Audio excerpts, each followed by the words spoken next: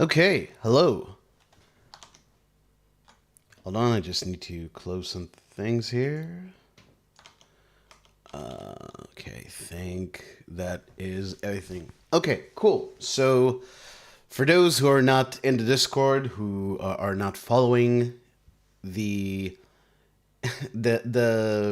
Yakuza series page on SRC, I was it yesterday? It feels like it was. No, it was 2 days ago. 2 days ago, I got the Pirate Yakuza 80% speedrun record. Get it 208. I really did not expect to get it that on that run, but it just happened. I still think, like I said elsewhere, that there's a lot more time save left in this run. This is not an amazing run. I wouldn't even say it's a great run. It's solid. It's got some good parts to it. Certainly got a lot of weak parts. Can definitely be improved by a lot, but it is record.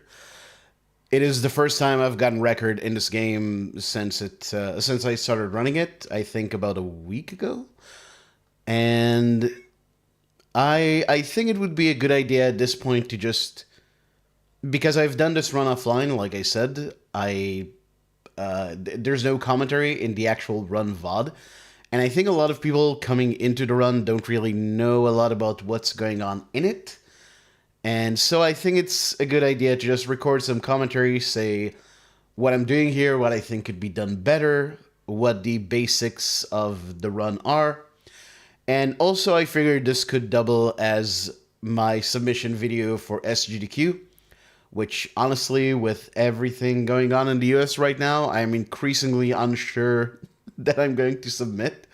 But just in case, I think it would work for that as well. So what we're going to do today is we're going to just watch this run. I'm just gonna, as the name suggests, comment on it as you do. And yeah, hopefully that'll be a good time for me and you and anyone looking to get into speedrunning Pirate Yakuza. And yeah, after that I'll probably do a New Game Plus run because I've been doing a bit of I've been looking a bit into that category, and I think it could be a fun time. Hey Garlic, welcome in. 20 minutes into watching my run. Well, you can skip the first 20 minutes of the stream, I guess. How are you doing, Farlight? But yeah, let's just get right into it. Just watch the run and see what happens. By the way, let me know if the audio balancing is fine, like if you can hear the game audio okay.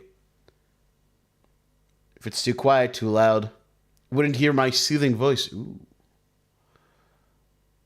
Well, that is definitely a bonus to everyone. But okay, so Pirate Yakuza 80%. Honestly, getting out of the first chapter is probably the worst part of this run. I think this is a really, really fun run once you get into it. But the first chapter is rough, and these tutorials are also very rough. So you want to actually start your combo while mashing left D-pad to skip the tutorials. I actually learned that from watching P-Scholar. But yeah, a really important thing to remember is that light attack strings are good and that they allow you to do that juggle, but they do a lot less damage than the more heavy attack focused combos. So for most enemies, for most regular enemies, especially early on in the game, you want to start with a light attack and then go into a heavy attack. And we're going to see this here as well. Now these guys are very annoying to deal with because they like to block a lot. Blocking is a huge issue with this game. I don't know what they were thinking letting enemies block for so long. Like, sometimes you will start, like the first tutorial, sometimes I will start it, and for the entirety of the tutorial, one of the guys will be blocking. It'll be like 15 seconds. It's nuts. But yeah, with practice, you kind of learn which combos are best to use, and also which ones are kind of best for grouping enemies up and also chaining a combo from one enemy to another, so you cut down on the possibility of enemies getting away from you or getting enough time to block. Getting into that fight spawn is intentional, by the way, because you move faster in combat, and also you can jump, which is good for stairs movement. Stairs movement is very slow in general, so if you're in combat, you can just kind of use your momentum and jump over the stairs, which is very nice. So there will be a few times in the game where we want to get into fight spawns. Unfortunately, this game is, I would say, easily one of the worst Yakuza games in terms of fight spawns. A lot of other Yakuza games have stuff like you can talk to NPCs to despawn fight spawns, or if one fight aggroes onto you, you can get aggroed onto by another. A lot of these quality of life improvements with fight spawns have been taken back in this game, which is unfortunate and very annoying. You'll actually see me save loading quite a bit here to avoid fights, but we'll get into that. So right here, you want to use a weapon for Keith and the guys. Weapons are very good. This is kind of like... there are quite a lot of K2-esque fights in this game where you just pick up a weapon, a heavy weapon, and just go to town with heavy attacks. The reason is, A, it does a lot of weapon, B, the attack arc is very wide, so you can get a lot of enemies at once. And also, weapon heat moves are very good, as we will see a bit later in the run. But yeah, I go for that particular barrel just because I find that it gives you... The thing is, almost all of your RNG in Yakuza games is down to how enemies move. And I find that going for that barrel just forces enemies to group up, because they will come towards you, and it just forces them to group up in a way that is usually very very fortuitous. This fight on the right, by the way, can spawn much closer to the stairs, and then you're in a lot of trouble because you will get caught, and this early in the run is probably not worth it doing a save and load to get out of the fight. But yeah, not much to say here except, well, I go for a great almost every time, except on the last one I will go for a good, because that allows you to let go of a bit faster, so you save like 2 frames. But, you know, every little thing helps. Right here, all of these QTE sequences are going to be the same every time, except the last one. The last one can be for X's. It can be two A's, 2 X's, I think. Or it can be alternate AX, AX, A. So you can, like, do the rest of them blind, but for that one, you wanna just wait and see what it is. So, yeah, I agree. In general, it's kind of a... It is a disheartening part of the run, because if you get anything wrong, Majima does an animation where he, like, cuts his finger and he pauses for a couple of seconds, so you literally lose 2 seconds to that. It's very annoying. These guys right here, unfortunately for a long time, I thought the long pole in the back would be good for them, but no, turns out this barrel is really good. Again, heavy weapons in most Dragon Engine games, really good. Oh, that's unfortunate. And that's a classic Dragon Engine moment where, like, I hit him with the very tip of the barrel near the end of the animation. That was like hitting him at full force, which the Dragon Engine gives and the Dragon Engine takes away. It mostly takes away, though.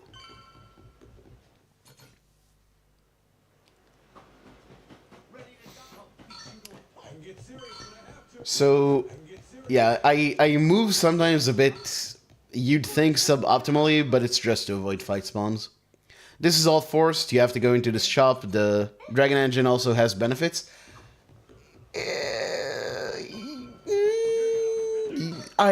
Yes, let's call it that. Let's call it that.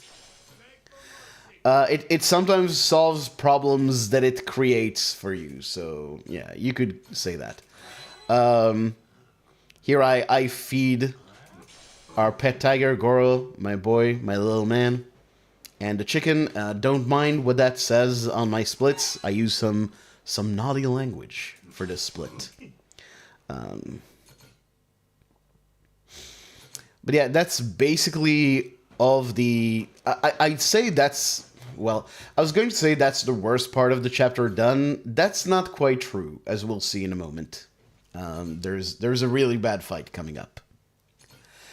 But yeah, right here we have our third fight with Keith. Fun fact, you fight Keith one time more than you fight Kuze in Yakuza 0. But yeah, Keith is your tutorial for deadly attacks. This mechanic that for some reason RGG can get enough of. I've gotten enough of it.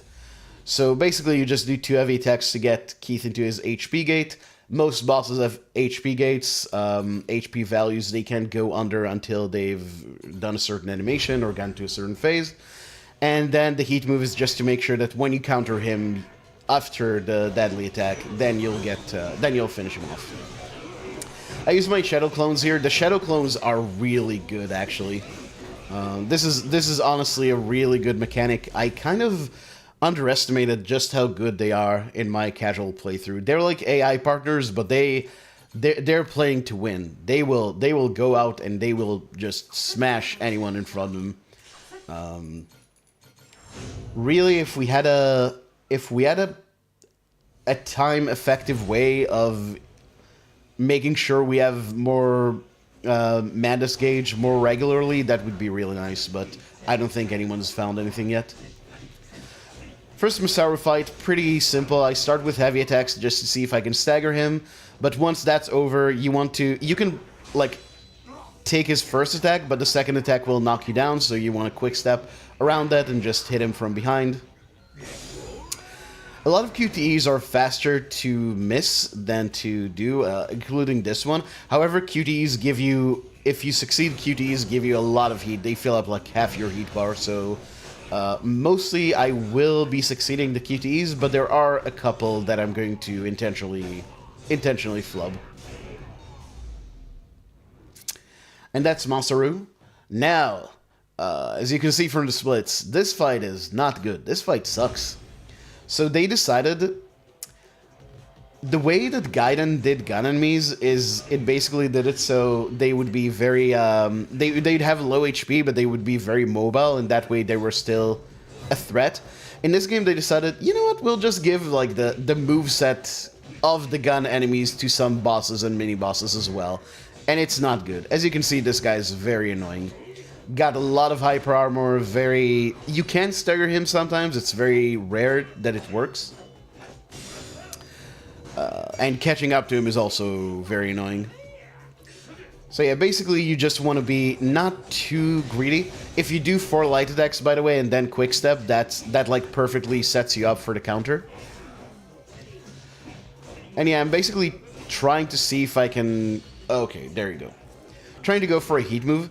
There's a faster heat move you can use where Majima like grabs a guy and stabs their hand against the wall. But that one requires, weirdly enough, that only works on certain walls. One of them is the wall at the back of the ship right there. There's another one on the ship. But not only do you have to get Jack in there, you also have to get the game to agree to let you do the heat move, which doesn't always happen. Yeah, I forgot to mention, too, that we pick up a bunch of extras here. This cabin contains a silver plate, some money, stamina, and X. Those are all going to be very useful things. This game does the same thing as Zero and Gaiden, where your money is also used for level-ups. Which, in terms of, working into the story, it mostly works in Zero better than any of these other games. But it's really nice because it kind of forces a trade-off between buying items and leveling up, and I think it's a very, very clever bit of game design. Right there, we saw the plate for money, which we'll use for upgrade in a bit. We also got some beer. Drinking this game allows you to gain heat at an extended rate, so I'm going to do a classic Kiwami 2 trick here. During the barrel animation, where I can't do anything anyway, I go into the menu, I get my level ups, and I drink the beer. And as you can see already from this fight, we have our heat all the way up, which is going to be very important for the fight coming up.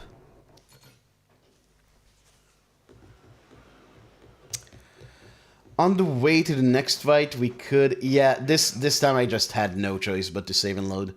You can actually see that saving and loading is like 3 seconds each time you do it, which doesn't sound like a lot, but there will be a lot of saving and loading in this run. in some of the later phases.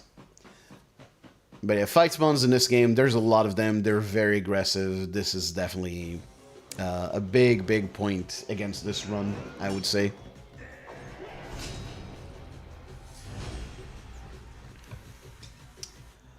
Alright, so Jason, very aggressive, very prone to blocking, which isn't rare in this game. So yeah, you want to start with a couple of heavy attacks just to make sure that your heat move gets him to his HP gate, which immediately takes you into his QTE. You can also get away, by the way, with doing one heavy attack, heat move, and then attacking him a bit after the heat move. It doesn't really matter that much. But yeah, by succeeding this QTE, I think this is one of the QTEs where there's actually no difference or a very small difference between success and fail. But yeah, with the heat from the QTE and a couple of heavy attacks, we get our heat just in time for his deadly attack.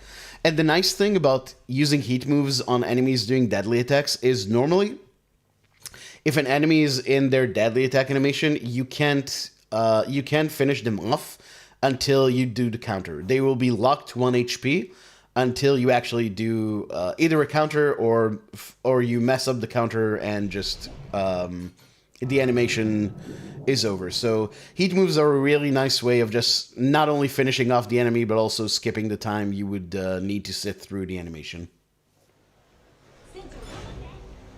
Ship tutorial here, nothing too exciting happening, except what you want to do here is put yourself in a position where after you complete all the tutorial, you can very quickly finish off the ship. This ship doesn't have a lot of HP. You can either do a bit of machine gun and ram into it, like I did here. If it moves a bit further away, you can use your cannons instead. But yeah, just machine gun to soften them up, then cannons to finish them off. That's going to be a very common thread in both battles in this run. Jack here has the same annoying moveset that he has in his first fight. Luckily, we have our AI partners, and also the Shadow Clones are back. I like to get him into his HP gate, which is halfway through. At this point, he's going to run around for a while until you see that animation, like the glowy animation he does, and then you can start attacking him again. He stunned me, but luckily the Shadow Clones are doing their thing. As you can see, the guys here... Oh, actually, I didn't remember that I finished that with the Demon Fire Rain. That's kind of cool. Demon Fire Rain doesn't do a lot of damage, but there are a few instances where it's useful. I sometimes use it to finish off enemies in the second tutorial, because you have like a bunch of 1 HP enemies running around, so it's good for that. This is the first fight where we can use Majima's second attack style, Sea Dog. Sea Dog is good for large groups of weak enemies. Right here I'm going to use this heat move. This isn't the most time efficient way of... Like, the heat move itself is not that time efficient, but using heat moves charges up your madness gauge, and that is going to be useful in a little bit. So I just try to force a heat move at the start of the fight, because then it reliably hits Jack and not just his cronies. And the same principle as the first fight, you wait for his HP gate, and then you can just go to town.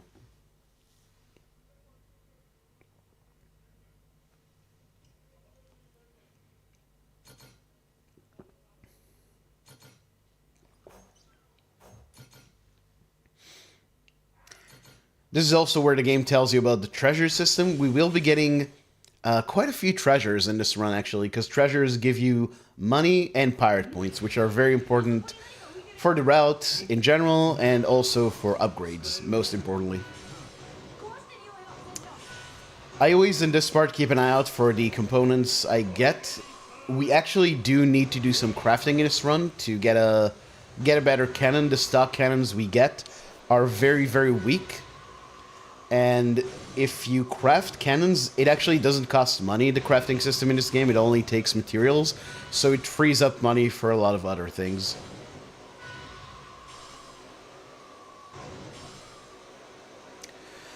Now we're going to get a tutorial for a mechanic that's pretty useless for the run, and also I found it pretty useless casually as well, where you can go into into deck mode and just run around on the deck itself and help up any of your teammates that got knocked down.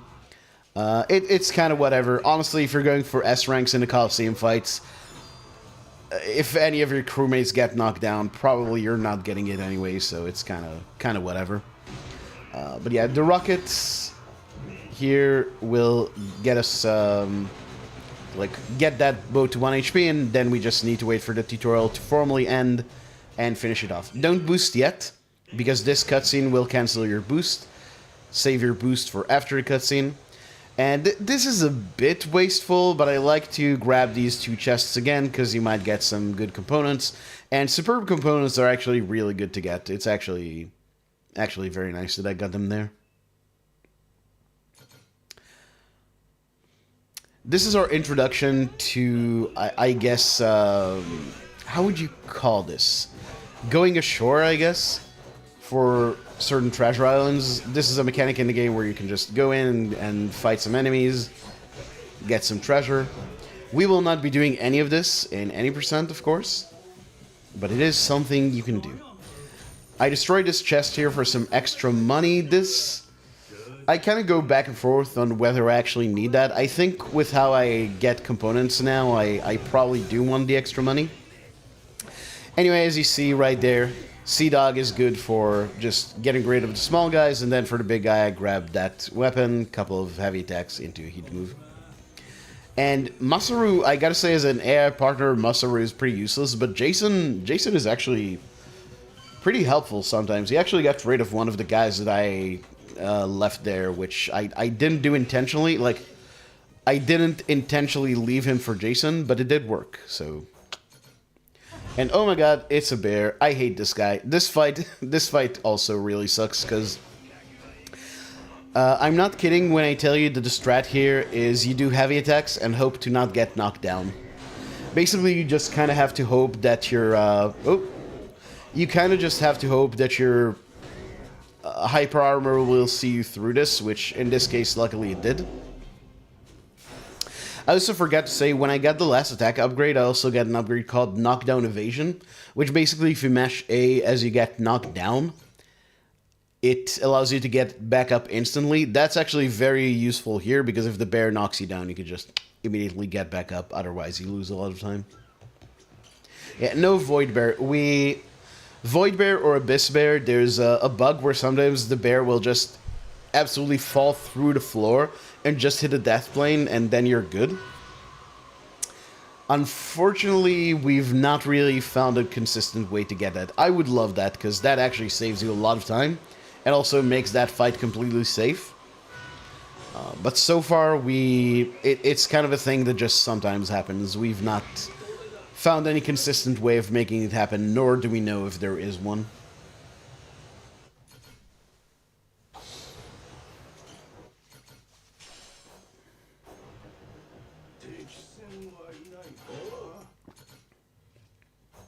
Also, how do we like this this shirt? Is this too much? Keep going back and forth on if this is too ostentatious or anything.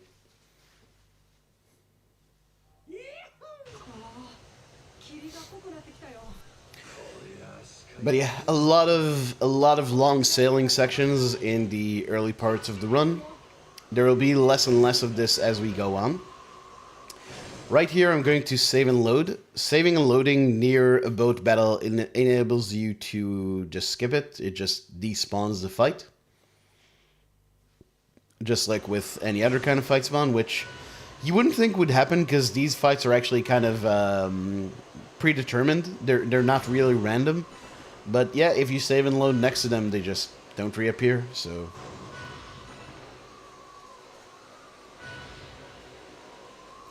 Some of these early ones aren't too bad to get into, because they have very little HP, so you just kind of shred them even with the basic machine gun. But some of the later ones are brutal to get into. But you could use your teammate chatter as a cue for saving and loading, but it's unreliable because sometimes they won't say anything. For the most part, it's the best idea is to just learn how close you have to be for the save and load to despawn the fight, and just go with that.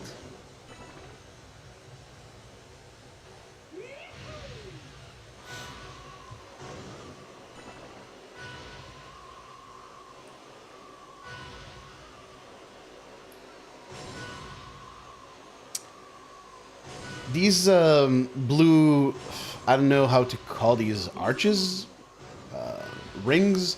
The blue rings actually give you a more powerful boost than your ship's built-in boost, so you almost always want to use them over just going straight. Even when a straight line, even when the rings don't take you in a straight line to your destination, they would probably be faster than just going on your own. Especially in 80% where you only have 2 boosts, and we only get 2 more later.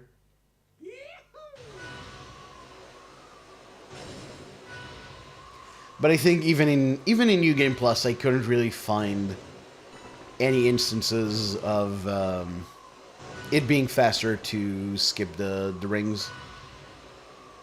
And also, very importantly, in 80%, going through the rings gives you some extra crafting materials.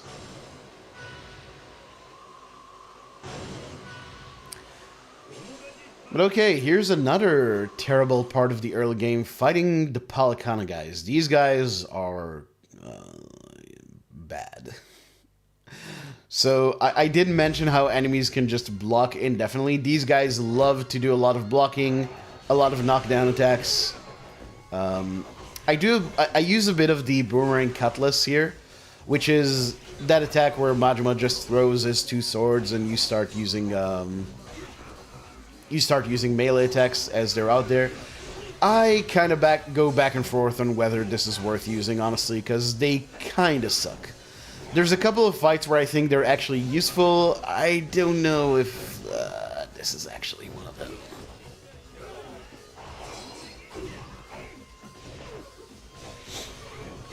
Hey, Dewey. Yeah, the Palakana fights are terrible. There's 2 of them, too. Oh, and this is... Yeah, I actually didn't get enough madness to immediately... That's unfortunate. I didn't get enough madness for the next fight. I wonder why. Wonder why that is. Maybe because of the bear? No, it can't be the bear. Maybe because of the boat fights, I didn't do as much... Maybe my AI teammates did more damage, so I didn't get as much madness as I usually do. Oh well. Stop by this shop to get some booze and some heat generation items. Very, very important. A lot of heat moves in this run.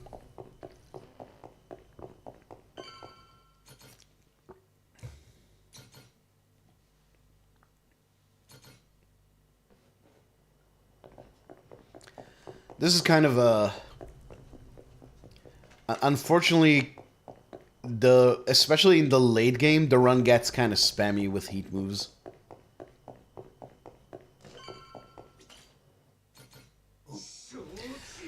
And we get to fight these guys again.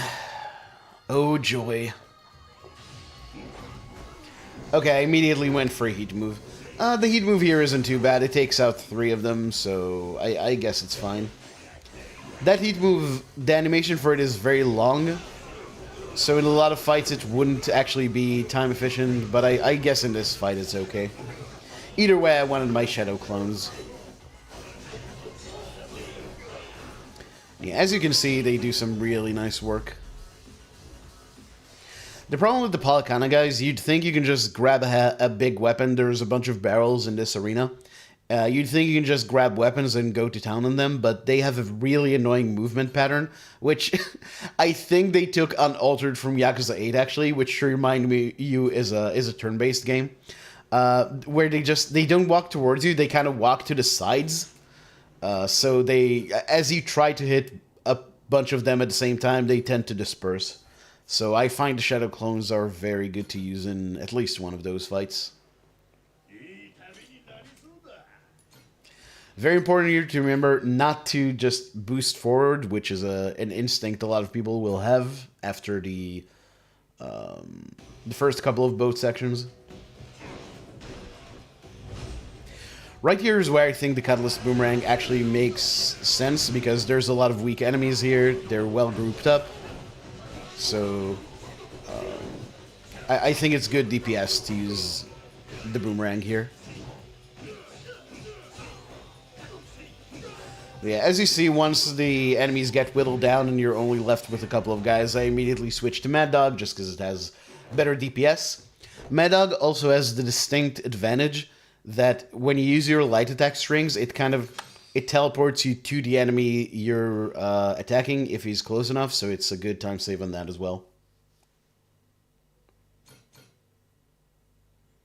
Uploading this commentary? Yes, this is probably going to be my SGDQ submission.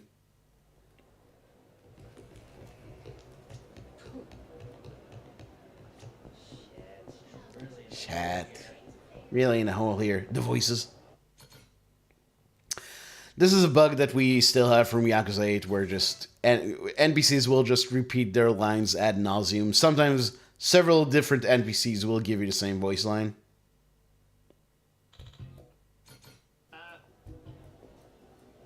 Without sound in 20 minutes? Because that's how long you can stand a stream for. Yeah, right out the gate, use your heat on Keith, and now I immediately use the beer. Again, get heat from the beer and also increased heat generation. Work? Okay, yeah. No, I imagined it was something like that. Just, you know, a bit of self-deprecating humor. Never hurt anyone. Now, right here, you want to get Keith to his HP gate. Careful with this guy, because he's very aggressive, and he does a lot of damage. This is a place where I don't know why I switched to Sea-Dog. That's a big mistake. He can actually kill you if you're very stupid about this fight, I guess. But you just finish him off with a juggle, and there you go. Again, heat move to skip the deadly attack animation.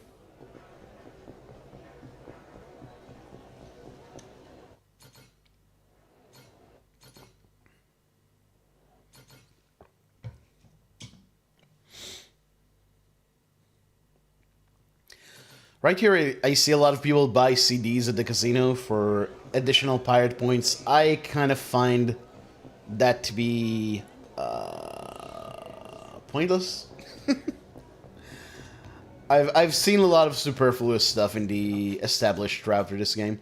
Now I'm thinking about it, I could have gone right and past those guys instead of saving and loading. I think that would have been faster, but oh well.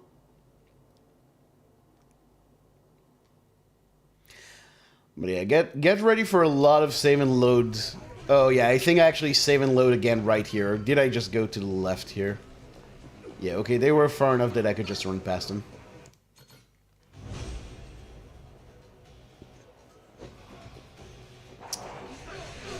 So, very annoying aspect of the AI pattern of the gun guys in this game is they will just run away from you as far as possible to the other side. So I immediately throw my boomerang and I dive right after them so they can't just shoot me and interrupt my combos.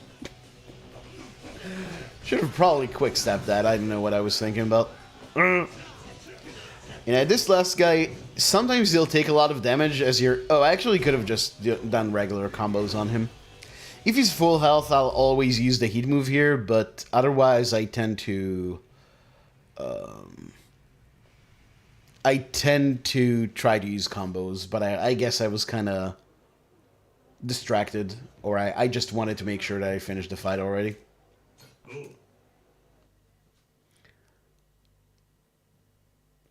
Yeah, it does not matter.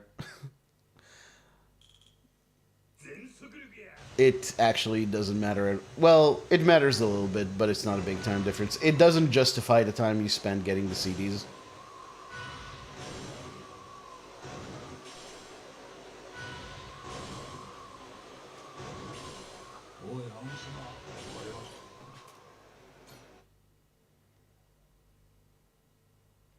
Matter more if you could get the better charge. Better charge? You mean the charge? Like we do get the charge upgrades though.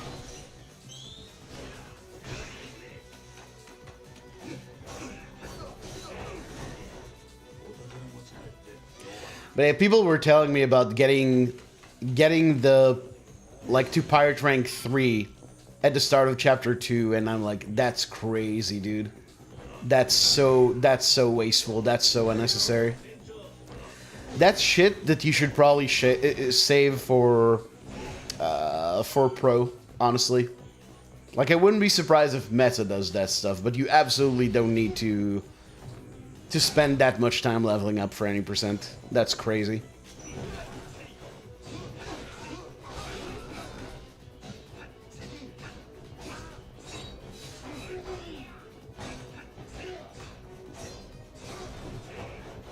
Get it towards the end. I get to Pirate Rank 3, I think, after a contention qualifier. It's nuts. Like, you really don't need that much. Anyway, right here, I actually kind of glossed over this entire section. It's pretty typical. The thing here that's pretty nice is during the tutorial, you can load up your gun, and then you can skip the tutorial and let go of the charge, because they don't really aggro in earnest until you skip the tutorial prompts.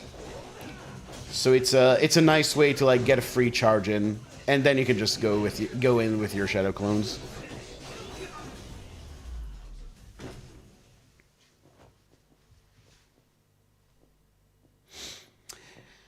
And yeah, here we get Captain Beef, who's actually going to play a somewhat important role in this run. Unfortunately. No, I think Captain Beef is kind of funny. And also, most importantly, we get the gun. The gun is very good. To quote Sean Connery's best movie, the gun is good, the penis is evil, so remember that. We'll be using a lot of gun in this run. Nope, no penis in this run. None penis whatsoever. Sorry to all penis enjoyers. Just is not viable for the speedrun.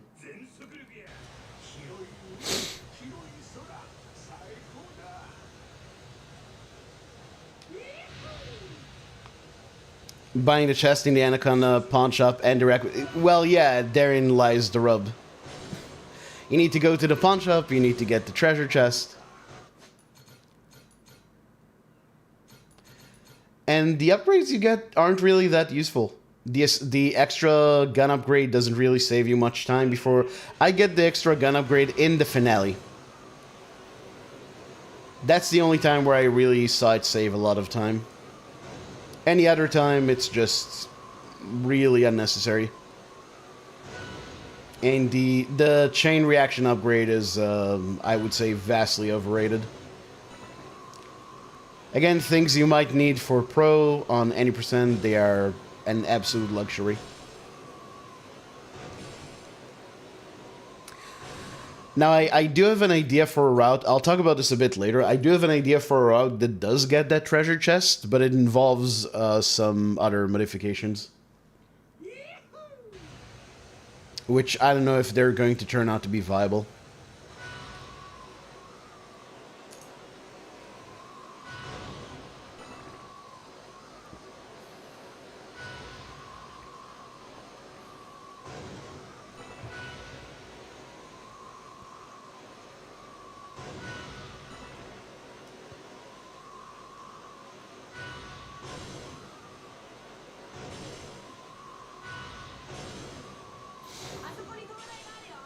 So I'm trying to think...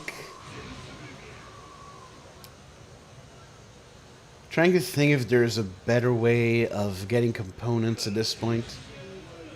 Oh well.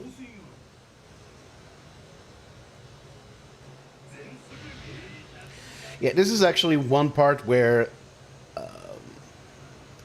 in most of the boat parts, you don't really save much time in New Game Plus, because... weirdly enough, this game does not afford you any kind of ship speed upgrades, which I really feel like those should have been part of the game. But this is one part where you will save time in New Game Plus, because you'll have more boosts, and as you can see, I'm just like shy of the amount of boost I need to get all the way to the next set of rings.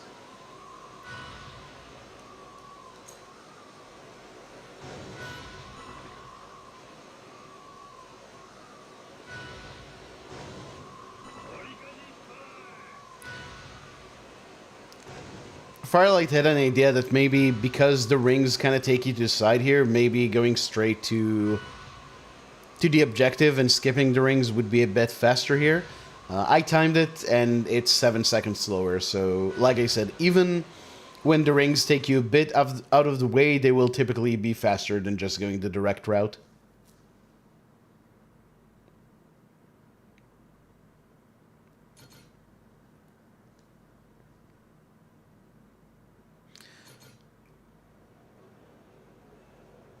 Often don't get stunned. Maybe. I've not really messed around with it too much. So what I intend to do here is to heat move this guy, but I don't have heat, which I should have realized. At this point, I kind of just finish him off with regular attacks. But yeah, I've been trying to use the coconuts here. I don't know. It's probably better to just do regular combos because those attacks kind of knock enemies away and you have to chase them down. I do need to look more into this fight.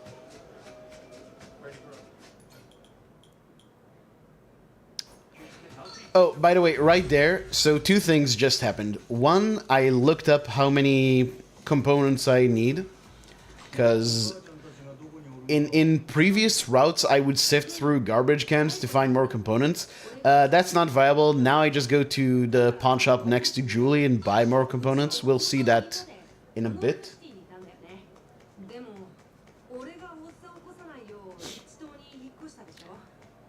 But yeah, other than that, I also got into the fight spawn.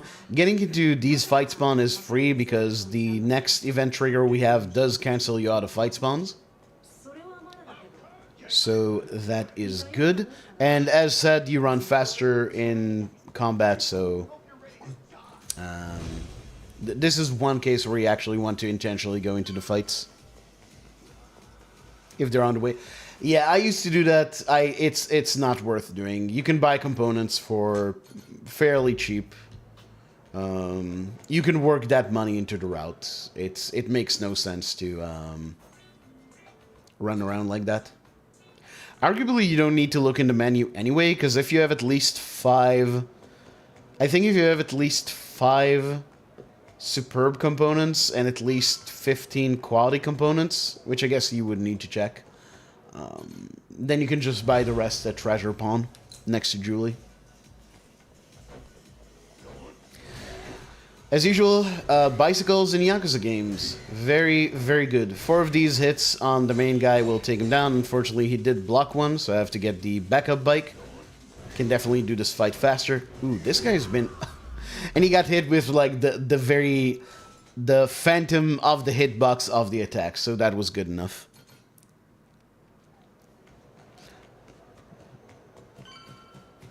Extra funds in anyway? No. So right here, this is a trick cribbed from Yakuza 8. If you play Puzzle Shogi, solve the puzzle, and you exit after the points start ticking up, so once you hear that sound, but you don't confirm in the results screen, you can go back in, do the same puzzle, and get the full amount of points. Also important to set no takebacks, because that gives you an extra 100 points. That way, doing this same puzzle 4 times allows us to get 3,000 points, which we can then exchange for a treasure chest in here, which gives you a lot of money and a lot of points. And that's a really nice part of the route.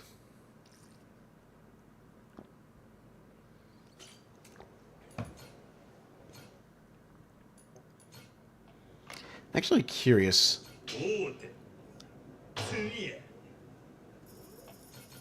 Yeah, I've gotten to the point where each round of these is like 7 seconds or something. So that's pretty good. Actually, let's see. Let's time this for once, because it used to take me like 15 seconds. So 22 was the load out of the last one. Is that 16? So have I been doing worse, or am I just timing this differently?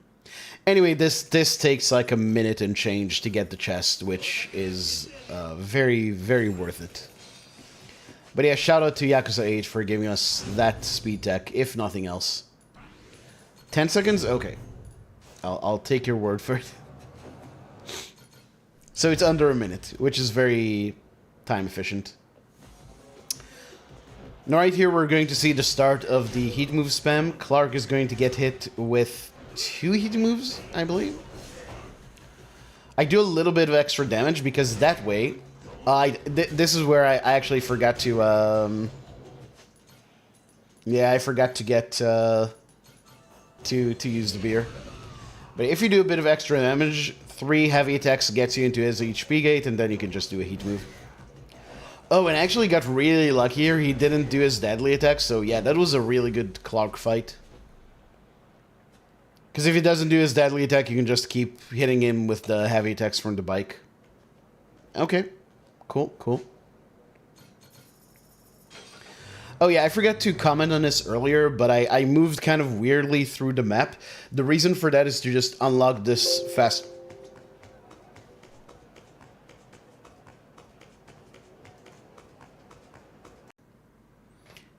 Okay, sorry, we should be back.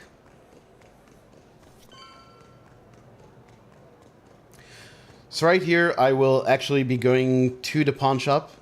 You need to go a bit past Julie anyway, because weirdly enough, if you just go to Julie, it doesn't unlock the fast travel point. You need to go a bit further. But yeah, I just buy the extra components I need here. And I guess double check that I have enough. This is the kind of thing where, you know, as I get more used to the run, I will note these things in advance a bit better. Ideally, you wouldn't even go into the menu. You would just track how many components you would get of each type. But it's kind of unrealistic to track all those numbers while you're trying to do optimal movement and such. And sometimes you can't, because sometimes you get items just as you go and do a save and load, so it's just impractical. Here's where we're going to get our main method of movement for Honolulu. This is the Street Surfer. And it's very cool. Got good movement speed. Again, another thing this game took directly from Yakuza 8.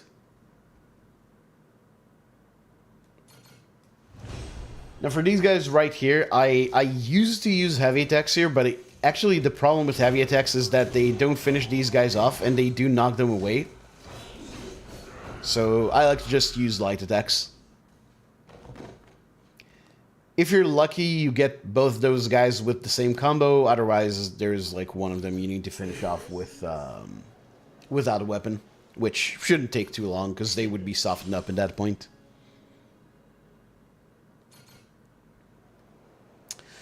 Now is where the game wants us to start getting crewmates. You need 15 crewmates total just to be allowed to continue the game. 15 crewmates and 10,000 yen. This is the one money wall in the run. So this is where we start getting crewmates. In any percent, it doesn't really matter that much what crewmates you put on your cannons. It mostly matters what crewmates are in your squad. And for that reason, we are going to get some good crewmates for the squad. But I like Nicole Kidman that we picked up right there. She's not great, but she's fine if you just put her on like one of the side cannons or the machine gun. In Pro, I think you might have to be more selective, but I've not looked into Pro yet. So by going into here with your Street Surfer, you skip the prompt that you would usually get the first time you come into the casino. Now we buy $2,000 worth of tags, and we get the GOAT, well, one of the GOATs of the run, Chicken Man. Love this guy. He does a lot of work. And we also get this other guy, because, you know, he's there, so we might as well. He's not great. He's going to be on the cannons as well. And now we travel back through the smartphone. Do not go out and try to fast travel through the map, because it's slower, and you'll also get the prompt from the guy outside. Here we get tutorialized on the Aloha Link system. Again, another thing this game took wholesale from Yakuza 8. We're actually going to use this system very shortly to get another crewmate.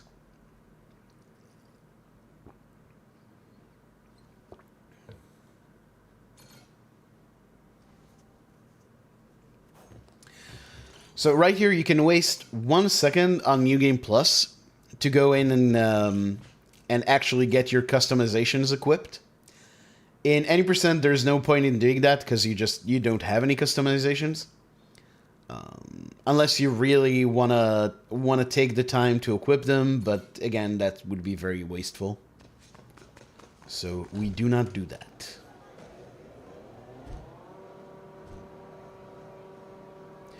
And yeah, this is where I'm going to start scouting for Aloha Link's friends to... I need 10.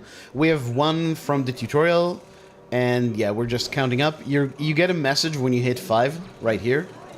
So that's your indication that you only need 5 more.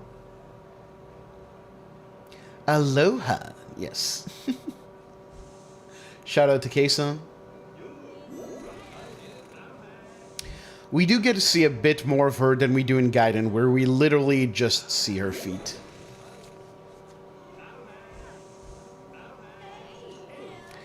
So, you don't have to go into this sub-story. This is, you can skip this, but there was a fight spawn on the left. And I would have, oh, I got stuck on the stairs here. That's so sad. But yeah, I would have gone into that fight if I didn't trigger the sub-story, so that's just a backup. Faster than using a save and load.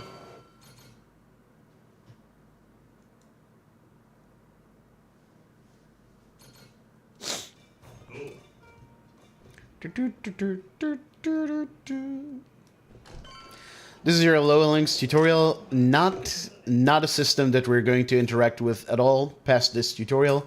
It does give you sometimes some nice rewards, and you can get crewmates out of it, but it's too slow. Like any reward you would get out of this system would require you to finish at least one of the rubrics, at least one of the regions for Aloha.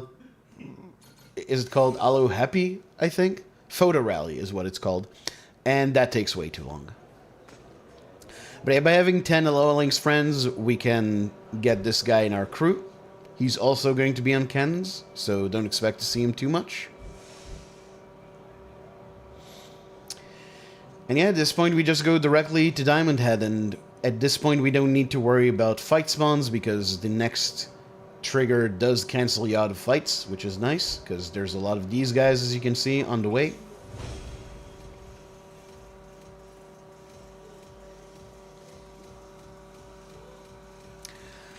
Now we're going to meet a very unsavory character. This guy is harassing that cat. Harassing is kind of a weird word to use. Luckily he's very weak, so just one swing of a barrel gets him down.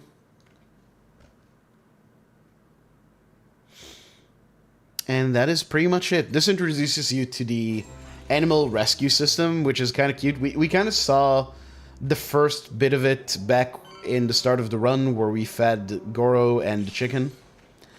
You can rescue a lot of animals. It's very cool. It's cute. I like it. Anyway, the strat here for Domingo is to just use 3 heat moves. You just build up heat very quickly out of crushing those barrels. Unfortunately, during this heat move, the animation destroyed the barrel for me, so I couldn't get the heat. And I just decided to just, go ahead and do combos instead, which worked fast enough. It would have been faster to just... Oh, I missed. Ah, this is so sad. Yeah, I lose a lot of time here. Some of this time save is just due to doing Aloha Links, but definitely some of it is just to the fight going kind of poorly.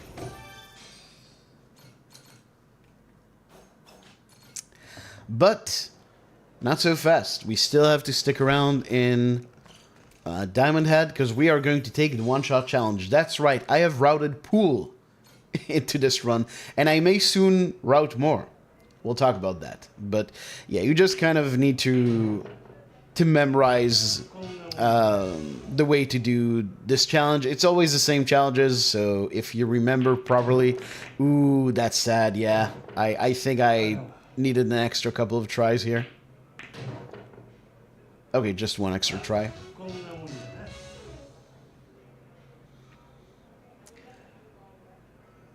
Yeah, I need to practice this stuff. I'm definitely It's weird, because when I started running the game, I was very good at this, and then, you know, obviously I didn't practice, so I got worse. I just need to practice this more. We need to do the easy and the normal challenge. I forget, I'm pretty sure I got stuck on another one of these.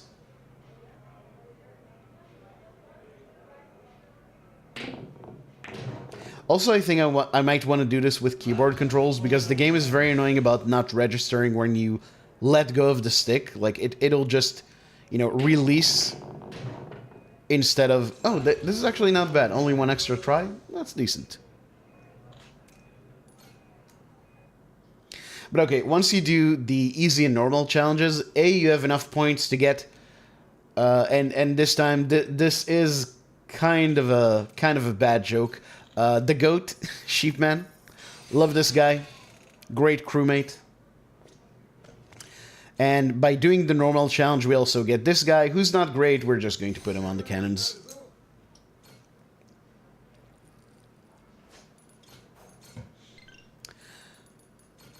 And now, this is new that I actually fast travel here. There's, well, there's something we need to take care of in the vicinity of Diamond Head, but we'll talk about that later. One change to the route that I'm thinking of is actually doing the other pool challenges and getting the treasure chest in Diamond Head. And that should save you one of the bounty fights and also enable you to go up here right away and get the treasure chest at Treasure Pond. And once you're there, you would also get the extra components you need for the cannon later. There's a lot of problems with that, though. I think the sticking point is going to be that doing more pool is just not going to be time effective. So, that remains a question mark.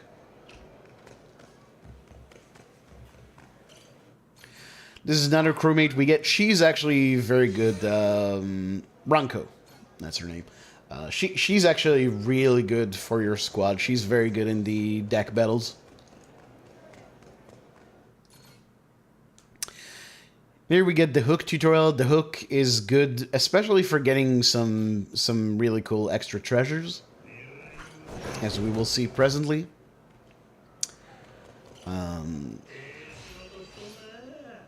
It also gives you a decent attack in Sea Dog. It's not, I think, quite as useful as a lot of people seem to think, but it's sometimes good to use. But yeah, charge up, again, the same trick as Captain Beef, just charge up your gun, and then skip the tutorial. And then there's just that one guy that you finish off with the gun, and these two guys are close to you, so you can finish them off with combos. Of course, Dragon Engine physics are great, so I whiffed like 3,000 attacks, but that's still pretty good. I had to run the run before this. I actually shot the guy, and with one hit, I got both of the guys remaining. That was really nice. Okay, so we're coming down here, to open up fast travel for later, but also there's a treasure chest we're going to get here. This doesn't give you a lot of money and points, but it's, you know, it's something. It's a bit extra. It is useful. And we're going to go into this shop and get 5 rings. Going to get 5 S rings. These give you a very nice attack boost. And with this attack boost, we can actually fight a guy. A new guy.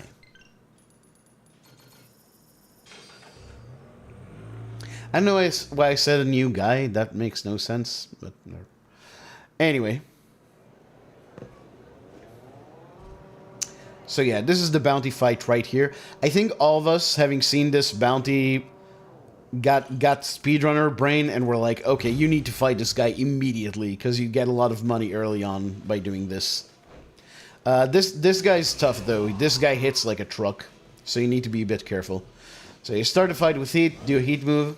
I'm going to now do a second heat move. The game, yeah, there's a bit of a cooldown until you can do it, so you need to be careful not to get hit and have the weapon knocked out of your hands. And after that second heat move is going to be staggered for a bit, so that allows us to do a couple of heavy attacks. And once again, skip the deadly attack with a heat move, and that's it. 3 hit moves and the guy's down. And if you try to beat this guy without the rings, if you try to do it just as you leave Diamond Head, this fight takes almost a minute. Like that, it takes like half a minute, so it's faster, even if you factor in the extra time you need to spend getting from the fast travel point here.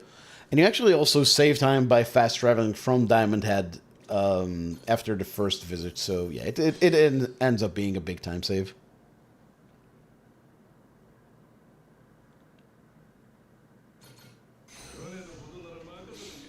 So yeah, this is our, as said, this is our money wall. We need the 10k for Julie, and we also need some extra money for other things. We will see in a moment. Very important here, do not immediately go to the Goromaru, because the cannon you currently have on the Goromaru sucks. So what we want to do is we want to go back to Julie and use all the components we have to make... Hold on, I mistimed that.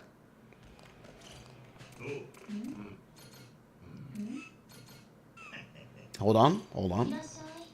There you go. The laser cannon. Laser cannon is fantastic. It shreds, man. It's so good in this run. Well, it's good for almost everything. There will be one fight where we use a different cannon, but we'll get to that.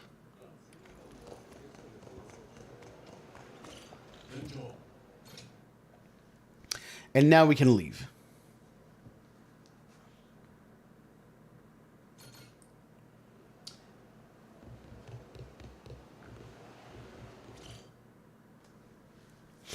Right here you get a bit of a tutorial about the inner workings of the Goromaru. This is mostly mechanics that we're not going to interact with at all. They are very cool casually. Like, you can cook here, you can do karaoke, you can interact with crewmates. There's a detail I really like about this game is there's like a little gym that they open up in the in that room. Anyway, so we're going to do a bunch of things here. We're going to get a second boarding squad, so we have 10 fighters with us in a fight instead of 5. Get additional cannons, so we have 4 cannons on each side instead of 3, which is good for DPS, and also some extra boosts. And we also equip the laser cannons.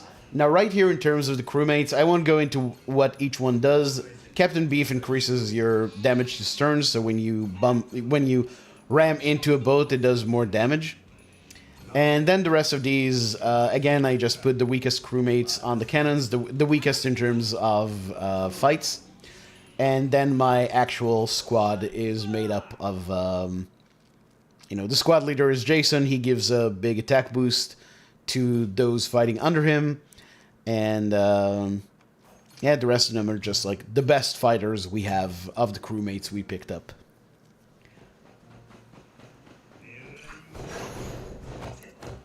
We're also about to pick up our last ring here, but professional runner, by which I mean that he runs professional difficulty, professional runner Metza tipped me to the fact that if you rest here and then get the ring, you're much less likely to get into fight spawns, which turned out to be 100% the case. Like, it's actually shocking how much better this is than doing things in the... Hey, Metza, what's up? It's actually shocking how much better this is to do in the reverse order. But yeah, we're going to get another treasure here that you can only get with the hook. That's why we had to wait until now to grab it. This is the Ring of Gaia, which gives you a big attack boost, but also makes enemies way more aggressive. Speedrunners love to live dangerously, and that's just what I do.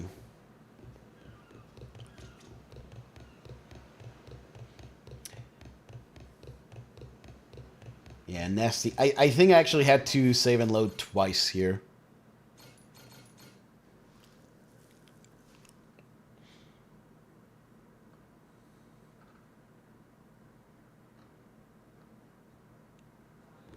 I do think I'm going to delete my golds once the route is a bit more solidified, which I believe will happen in like 1 or 2 more PBs.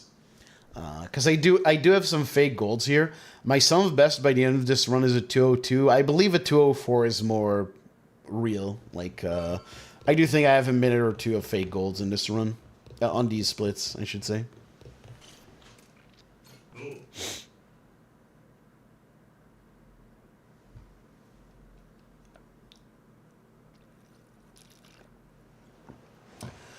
Once again, this is the most confusing, uh, like, instance of you feel like you should boost, but actually you should fast travel, because you can't even fast travel from your starting position. You have to turn back, which takes quite a bit of time.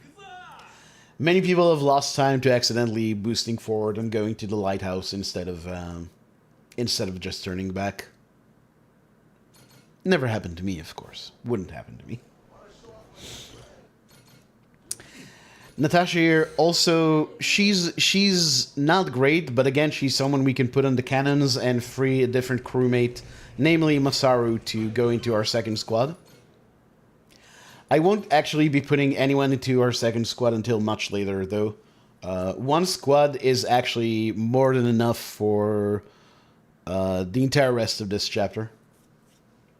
I actually tried seeing if you do any better in fights with a second squad, and you don't.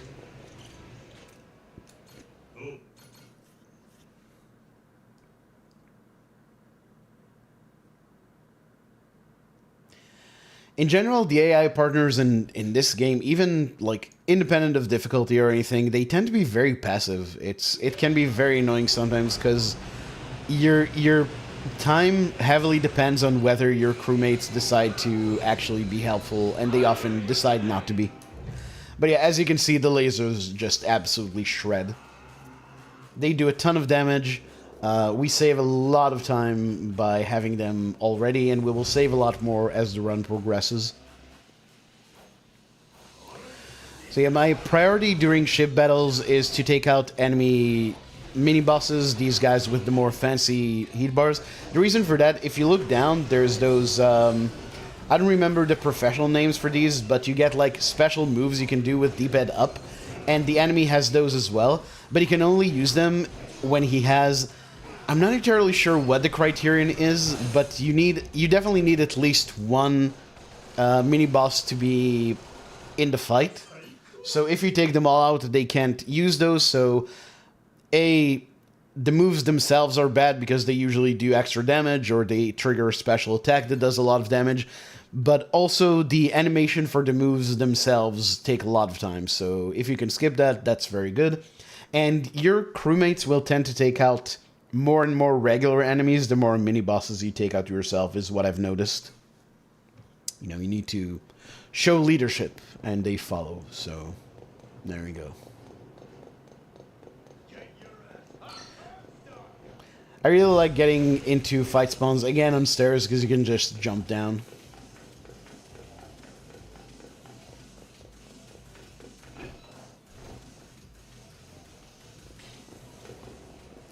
I actually think sometimes that it would be a good idea to let them catch up to you, so you can take them all the way down the stairs. But then it's a bit risky because they might follow you into the cave, and I don't know. It's something I'm thinking about, but I've not really come down on... Oh god, yeah, this is the point where I had to, like, save load twice in a row. Oh, this game's so good.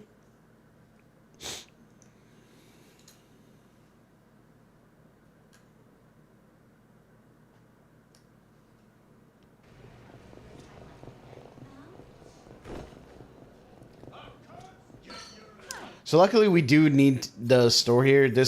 We get a bunch of healing items, heat items, booze, again, you know the drill.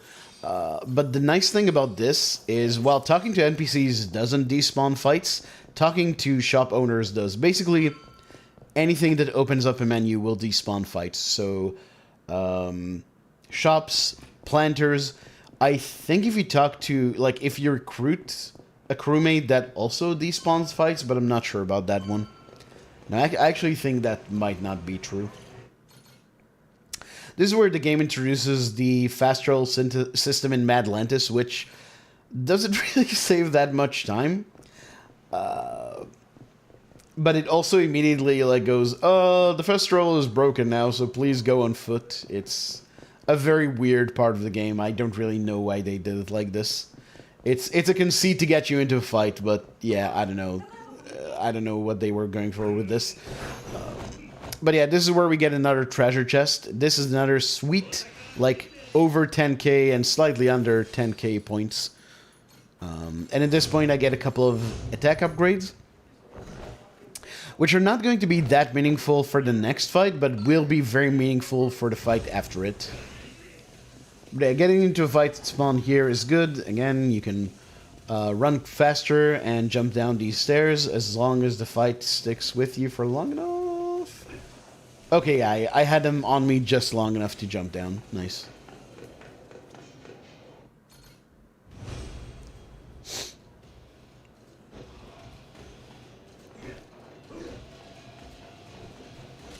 So yeah, gun to take out the further away guys, and the guys... well, I was trying to hit the guys on the left with that, but the targeting system in Yakuza games is kind of funny. But yeah, gun is good. Gun is definitely good. So yeah, another aspect of the money route is fighting this guy, Wade. Start with a heat move. And again, it's always going to be the same. You start with a heat move, get rid of your heat, and then use beer. I see a lot of people use their beer when they already have full heat, and I don't quite understand why they do that, because it's bad. Like, you waste the heat you would get from the beer anyway, and like you don't need the heat generation while you're in heat. I don't know. Anyway. Do that, bunch more heat moves, a bit more hitting them around with barrels. This is why the extra attack upgrades are important. Otherwise, this fight would take a lot more time.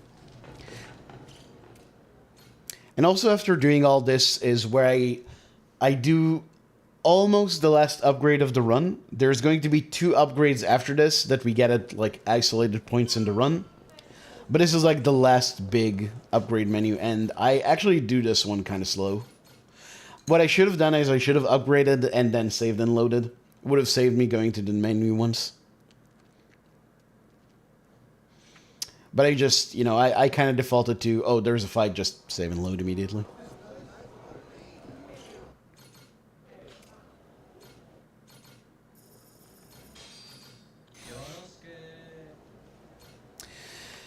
And yeah, just, this is another crewmate that's kind of quick to get. Again, I don't remember. I'm pretty sure I put this guy in the cannons as well. But maybe he's in the squad. I don't quite remember. But yeah, we get an additional attack upgrade. We get a gun charge upgrade, which is going to be very nice. And we get an upgrade to the chain, to the hook attack, essentially. Which, again, I think is a bit overrated, but it helps in some cases, so might as well get it. A lot of animation cancels in this game. Comboing once you, like the moment you style switch, gets you out of the style switch animation quicker. These cutscene skips have very noticeable cues to them. For the first one, you wait until there's text on the screen, you wait for the subtitles. The second one, you just wait until Majima's shoes are off frame, and then you can skip the cutscene.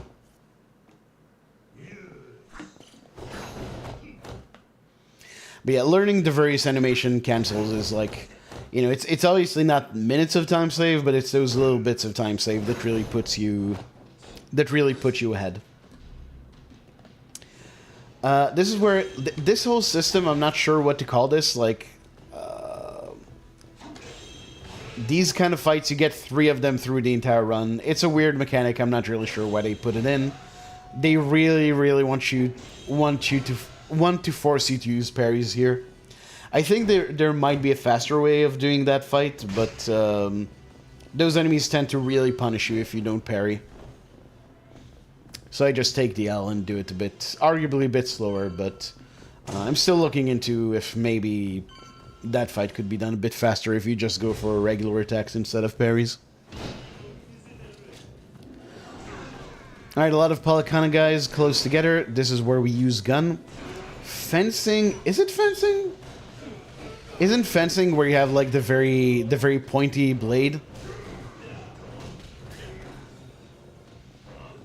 Anyway, heavy attacks on these guys. We hit like a truck now. We have our 7 attack upgrades, so that's very useful for that.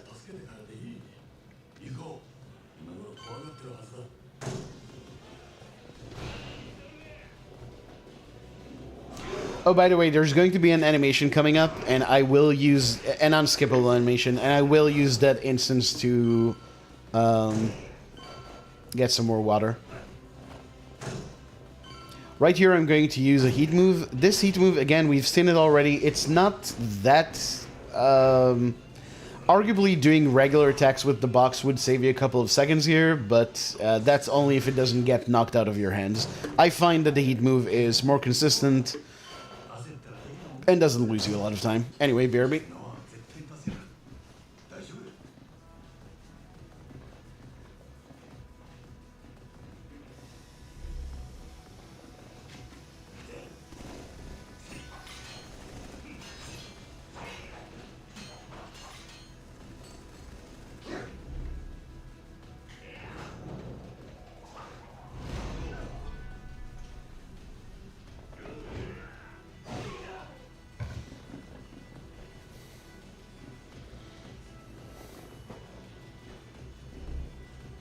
An EP sword? More like an EP sword, because I want to sleep. Am I right, millennials? Anyway. Yeah, bad. Yeah, shadow clones here are very good, but man, you can get easily owned in this fight, which I have been actually. This is not a great fight. I tried to get rid of the machine gun guys first, but the targeting system is funny like that. Oh, and I got the last guy with the okay, Jason was a bro there, but yeah, I had to like wait for the other guy's deadly attack. That's unfortunate. That yeah, I lost a nice chunk of time there. Please interact with the door, Majima. Alright, Palakana Warrior, you want to heat move this guy immediately. Probably could have used the Tornado Plus there instead. That was not a very good menu. You actually want to fight. You actually want to fail this QTE. Garlic, who is here with us in chat, actually did an accounting of which QTEs are faster to fail. And this is one of them.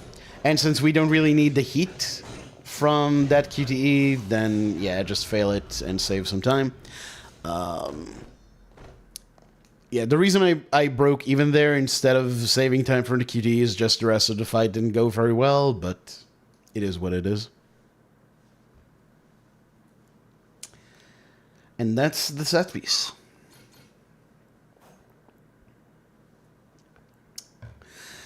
And now this is where the game's pacing really gets completely annihilated because they want to introduce you to the Devil Flags side story thing. So instead of continuing with the story, we're going to get sidetracked for like, like 20 minutes? I think it's like 20 minutes RTA. Of course, when you play the game casually, this takes a lot longer.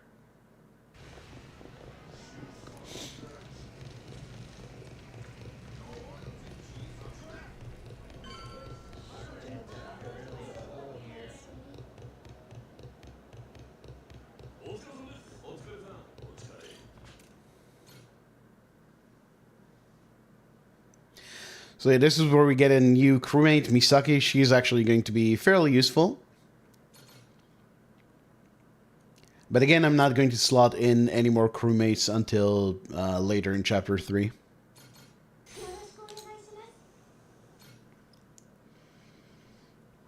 And we get a very melodramatic scene of Misaki's father dying, and the game really...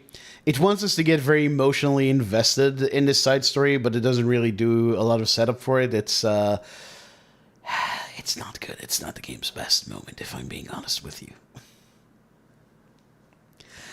I will say some of the Devil Flag fights are very good. Some of them are ridiculously difficult. I would say the most difficult fight in this game is not a Mon. It's probably the Devil Flag fight in, I think it's Nelly, like the water near Nelly Island in the northwest. You fight a guy called Mahai or something like that, who absolutely sucks. That guy, ugh, if you know, you know.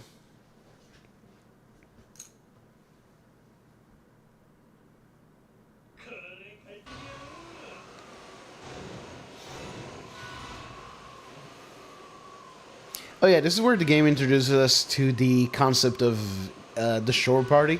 Separate from your crewmates and the squad, you can also define 4 crewmates to go with you on just island fights. And you can probably guess who I'm going to take. That's right, Sheepman and Chicken Man. My goats, my favorites, my dudes, my boys.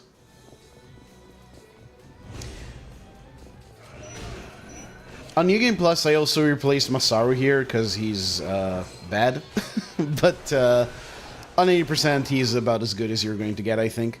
Look at him just sleeping on the job, just lying down in there. God damn it, Masaru. So yeah, the most important thing here is to clean up the machine gun guys, and then you can just deal with the mini bosses with barrels. Yeah, Chicken Man and Sheep Man, as usual, doing a lot of work here. Kiri and Anamichio. Oh, you know what? I actually don't have the DLC enabled, but I don't think it matters that much.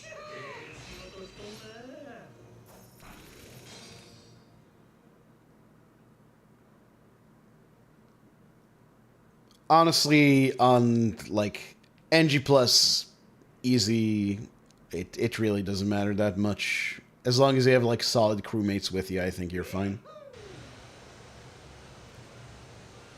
I use Yapikun because I mistakenly thought he had a projectile attack. Maybe I'll start using Misaki. We can try that on the run later.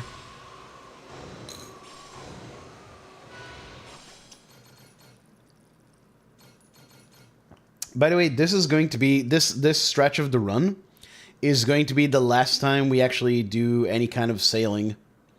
There will be more boat battles, but in terms of just sailing and going through the boost rings and such, I'm pretty sure this is the last time. Yeah, because from this point onwards, you just kind of fast travel to Nele Island or Atlantis or Honolulu, wherever you need to go.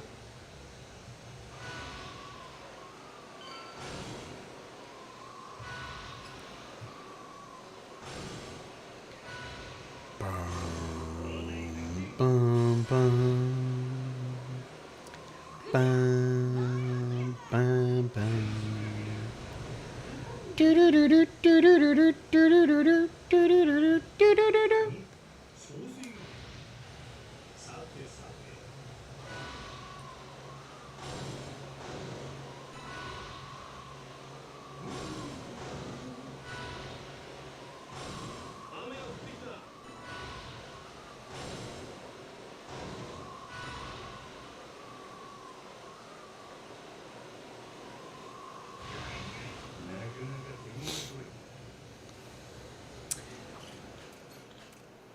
Okay, I think this is probably the first fight where you see just how much the lasers matter.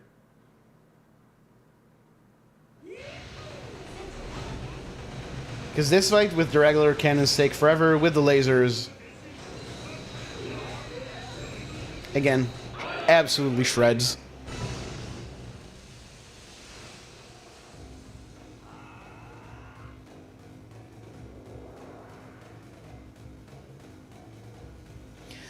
And once again, my usual MO, I just go for the mini-bosses. Chicken Man will nicely, very often finish off that first guy on the right, but he took a bit longer than usual, so I just went for it.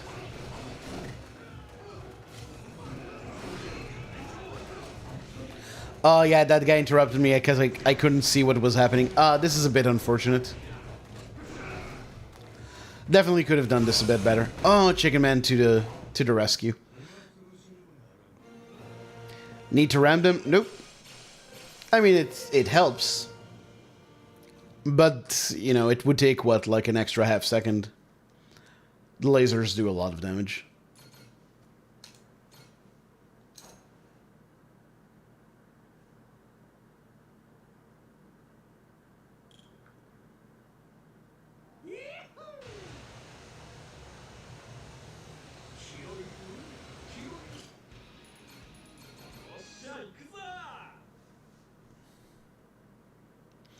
Okay, and we're almost to the end of the chapter. Just got one more ship battle, and then we actually have a bunch more stuff to do. This is like the last part, but there's still quite a few fights coming up.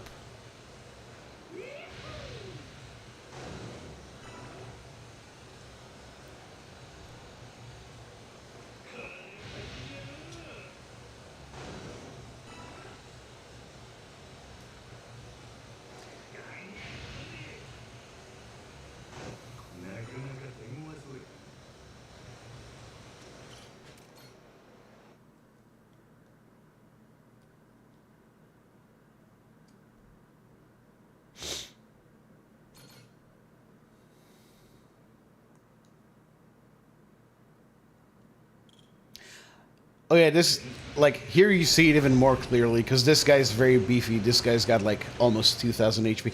I remember this fight actually went very poorly. Because this guy just kind of Mr. Presidented the main ship, so I had to deal with him, and then I could use the lasers. I think this is also where I used the rockets? No, I just rammed into the ship. Alright, fair enough.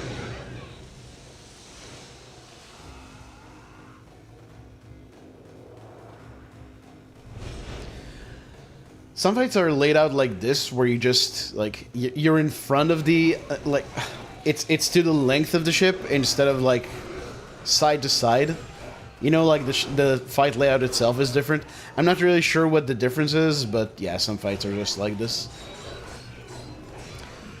But yeah, everything goes pretty much the same. And we're done pretty quickly. You'd think it's faster to, like, stay in your initial positions and just plug away with the gun, but no, it's actually faster to just go right in there and deal with the mini-bosses yourself. Galvanizes the crew, apparently.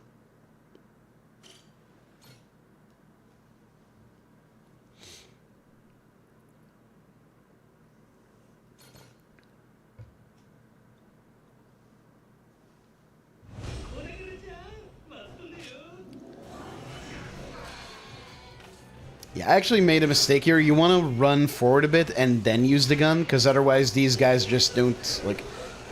you don't get rid of enough of these guys.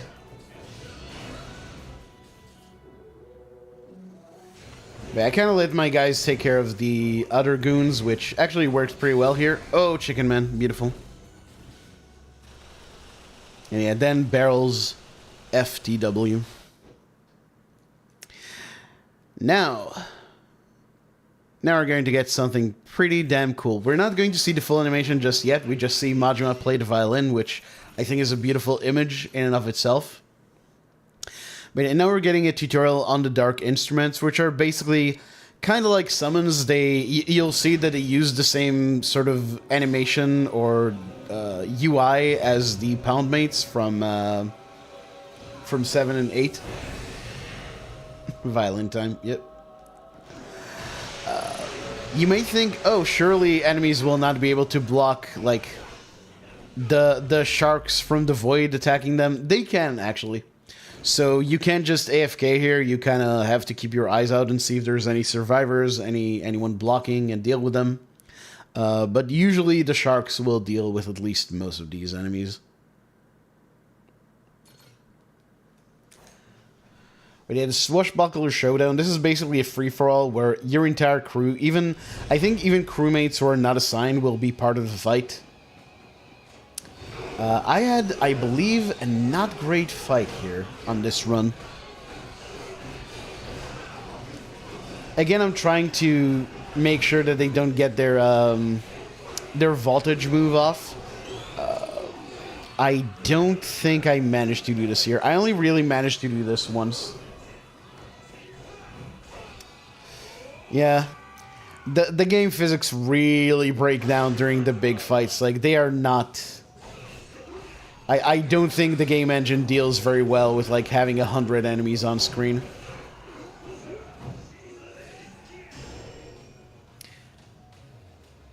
Yeah, at this point I saw that there's still a lot of enemies left, so I wanted to give my guys the attack buff.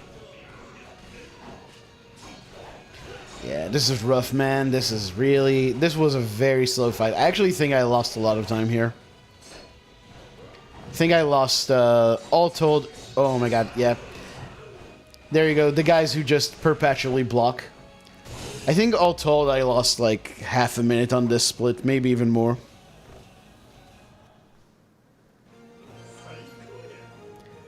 Yeah, I'm very open to the idea that there's something better to do in that fight, but yeah, that fight is kind of rough. Maybe even for that fight alone, it would be worth assigning more crewmates. I don't know. I've not really found that that helps, but maybe it can. Your mileage may vary. Yeah, it's already ticking down. So this is one of those instances in the Yakuza run where you finish the last fight of the split, but the split still goes on for quite a while. Because we have to go back to Honolulu, we need to fast travel to the fast travel point that you might remember we opened up way earlier in the chapter.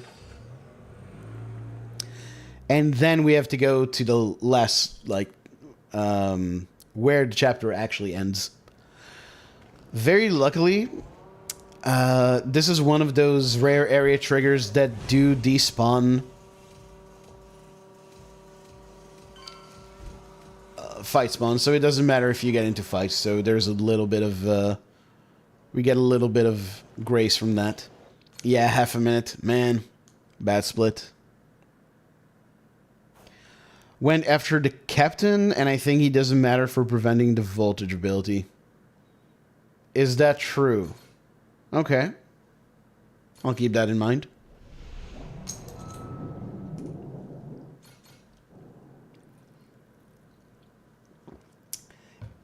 This chapter 3, is going to try very, very hard to get us to do some sub-stories. We will not be doing any of them. No golden balls, no Minato girls, none.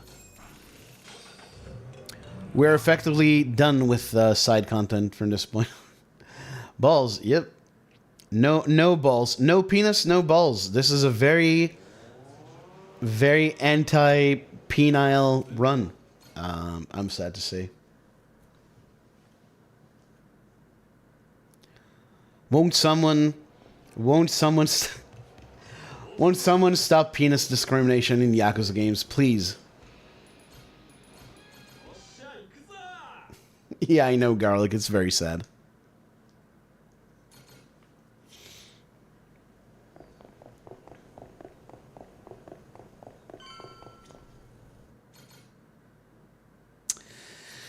Okay, Shigaki 1. This fight is pretty annoying because Shigaki, you want to heat move either Shigaki or the guy with the chainsaw, who's also very annoying. It's really hard though to pick out someone specific from the crowd to heat move, so I tend to just grab the barrel, do some heat moves, and then on the last hit see if yeah, so at this point I've cleared out enough enemies to where heat move on a specific enemy is viable. Yeah, just go back and grab another barrel. I wonder... this is another instance where I forgot to use the... Yeah, here you go. I only used the beer at this point, unfortunately. And yeah, you might actually see why Chainsaw Guy is so annoying. Yeah, he loves to block. He also has a lot of HP. Luckily, I got some help from Jason there. Not a good fight. Could have gone way better.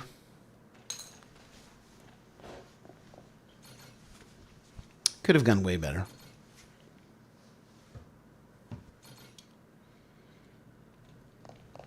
But yeah, for the next fight, I want to start with a full heat bar.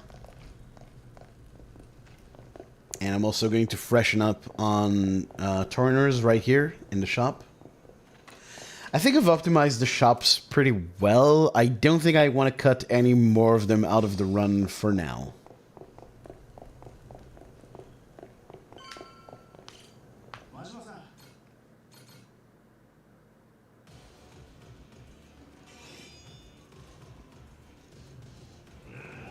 This game's soundtrack is amazing, by the way. Even for a Yakuza game, it's definitely in the upper echelons.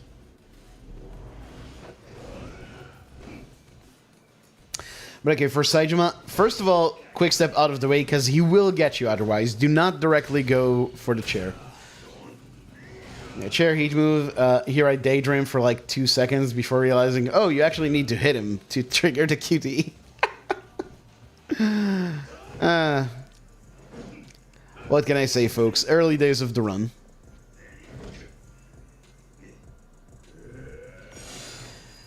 This is also a QTA that's faster to fail, but you want the heat, and also if you fail the QTA, it puts you in a very, very unfortunate position to avoid his next attack. He's going to do his deadly attack, but apparently he can just do heavy attacks here and just completely, like, skip it. Like, he can't grab you while you're doing the heavy attacks. So yeah, just 2 attacks to fill up your heat move, GG. Very easy fight. As long as you know, follow the script. I can't stress enough how important it is that you actually start the fight with a quick step.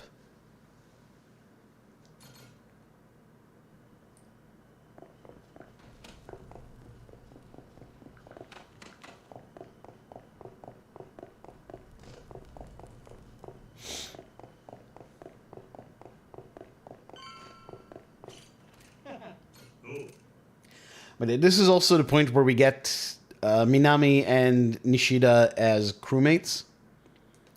So this is the point where I'm going to actually set them, slot them in as the second squad.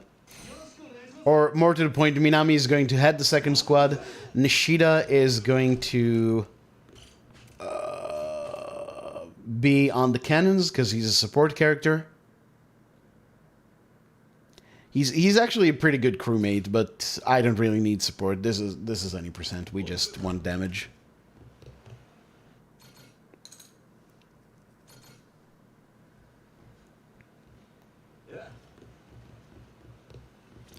So this is the menu where we do the crew, well, after this, because we have to introduce, like, Masaru's creepy sub-story, which luckily we don't engage with at all.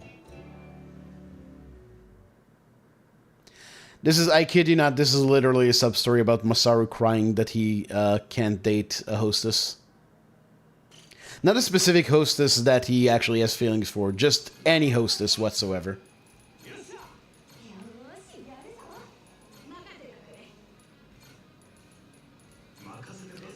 Oof, I can definitely do this menu way faster.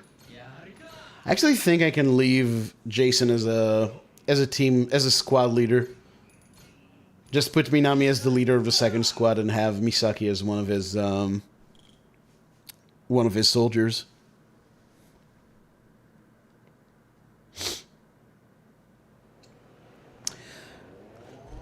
All right, time to fight Kobayashi.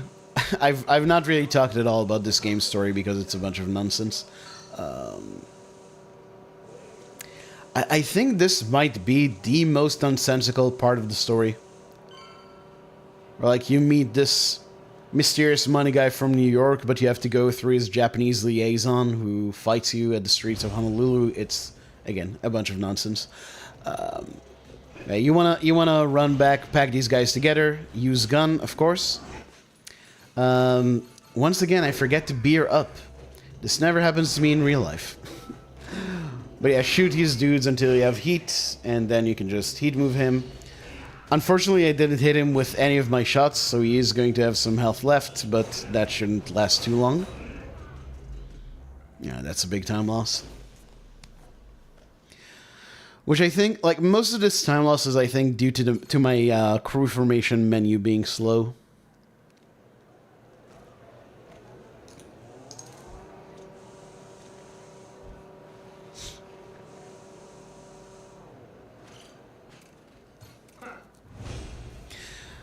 Yeah, this is the last bounty of the run. We need a bit more money for something that we're going to see at the end of the next chapter. I think I also have... I'm pretty sure I had a bad Warren fight as well. Or was that the run before this? I almost destroyed that trash can, which would have been tragic. But yeah, do the sit move and then just finish him off with regular attacks. I think I also... Okay, we do the juggle. Okay. Actually, pretty good Warren. I think that could have been faster. I have ideas for how I can get a faster Warren fight. but I still need to lab them a bit. But yeah, at this point we're all set for money, for pirate points. It's all good, so we don't need to do any side stuff. I guess I was lying earlier because Warren is this is an optional fight, but yeah, that's the only side thing we still had to do.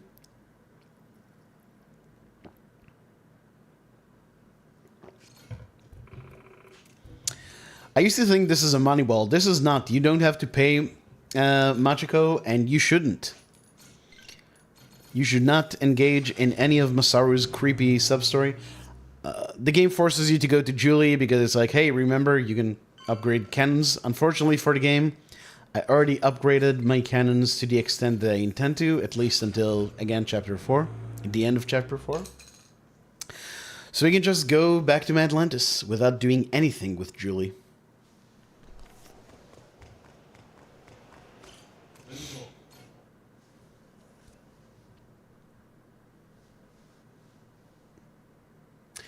So at this point, in order to meet with Spade Tucker, he's in a part of the Coliseum that's close to you unless you get through a couple of tournaments. So we have to go and fight these tournaments. Luckily, we are like insanely overpowered for the tournaments that this requires. So we're just going to go in and clean house very quickly.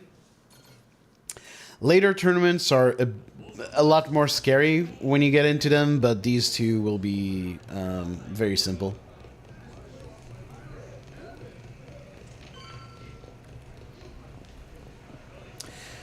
And yeah, honestly, I don't think there's much to comment on here, because these guys are just... these fights go exactly the same as any of the other pirate fights we've had so far. So how are you doing, chat? What's up? How did your day go? Let me know. Sound off in the comments.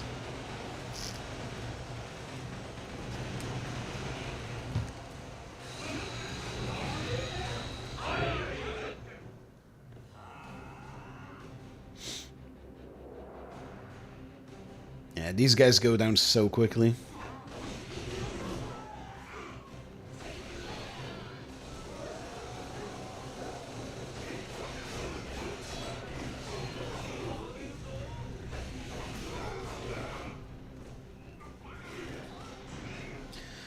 Finish my boss blitz so I can try those out later. Oh, nice. Are you streaming today, Garlic? Or is this going to be an offline run? Good stuff done at work today? Nice, nice. I had my worst job interview today that I've ever had. Gotta eat first? Gotcha. Well, I guess I know who we're raiding today.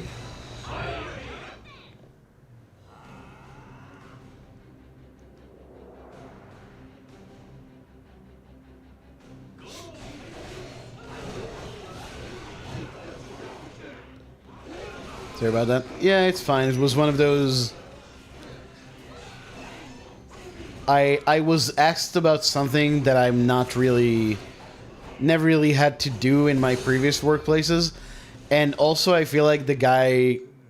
not only was he very vague, he was helpful. Like, he was nice, but he was vague. And also, his mic wasn't very good, so he kept cutting out. So I had to keep asking him to repeat stuff, which... I think made me look even worse. It's fine, though. But yeah, after the first tournament, for some reason, the game kind of just takes you out of the Coliseum menu and you need to go back in. Which it doesn't do after the second tournament, which is when you actually unlock the ability to go and meet Spade Tucker, so... I don't know what that's about.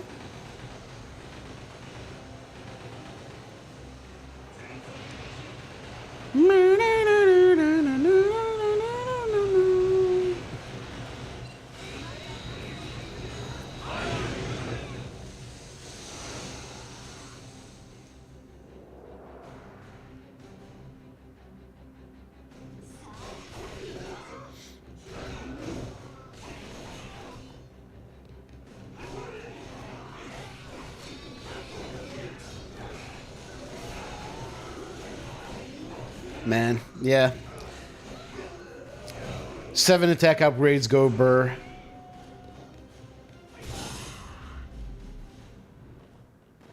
Oh yeah, something with Mortimer. It's so funny that he thought it was a good idea to have a villain called Mortimer.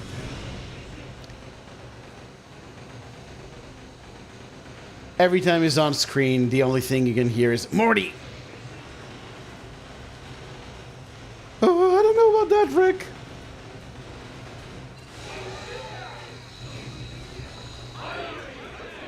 Morty, you gotta become a pirate captain. Oh, Rick, I don't know if I could do that.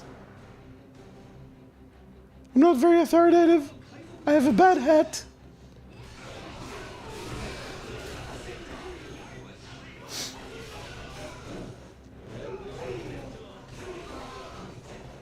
And those guys are really trying to defend that dude, but rip to them.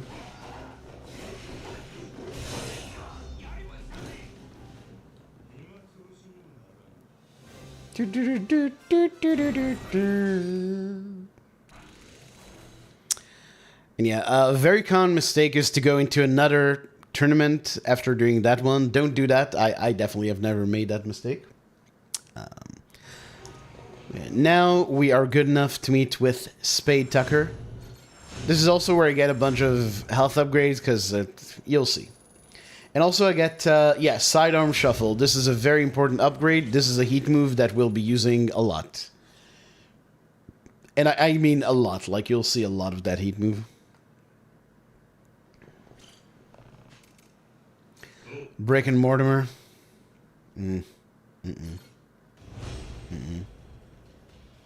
No dice.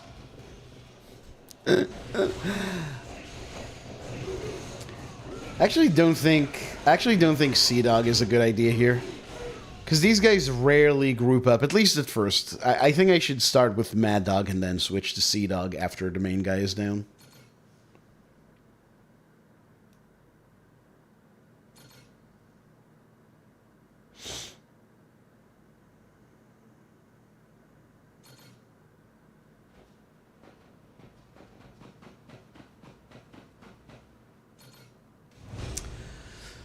So this fight is going to be the first instance of something we'll see a lot in the fight, where to group enemies up and also to avoid getting shot ourselves, I'm going to just go into a passage where I can shoot them all, and like as they come towards me, it kind of funnels them together.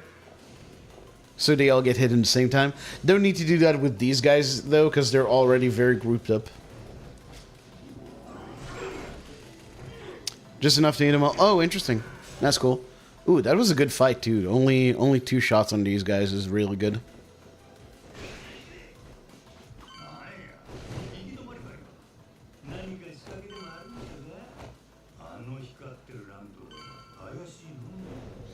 Yeah, same thing here. Aggro them, then go back in the doorway.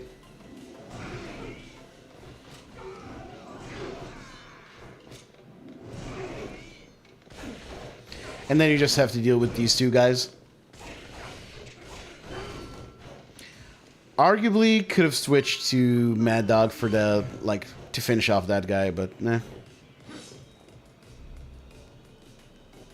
Now right here, there's a good visual indicator for when you can use heavy attack. Basically, when Majima starts tripping up on the hitbox of the guy falling down is when you can heavy attack to take out the next guy. For the first guy, I just like, I count like a step and a half or something like that, and that seems to work.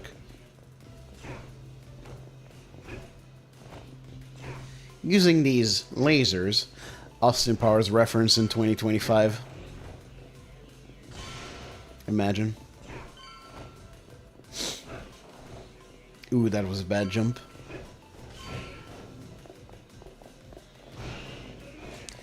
For these guys here, I'm actually starting to contemplate just going into room and using a sofa. Although, I don't know, the funnel seems to work fine. Should have shot this guy. Or chained him. Fire the laser.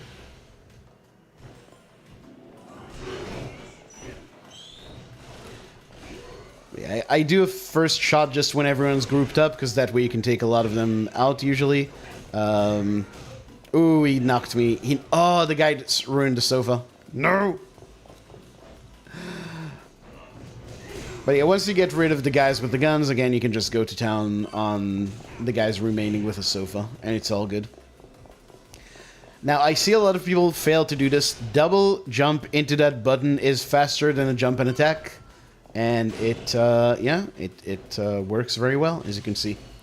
I like to heat move one of these guys, even though technically you could just take the plant and do heavy attacks on both of them. Having less aggro here, I feel, makes this a lot more consistent. But arguably, you can skip the heat move and just use heavy attacks here.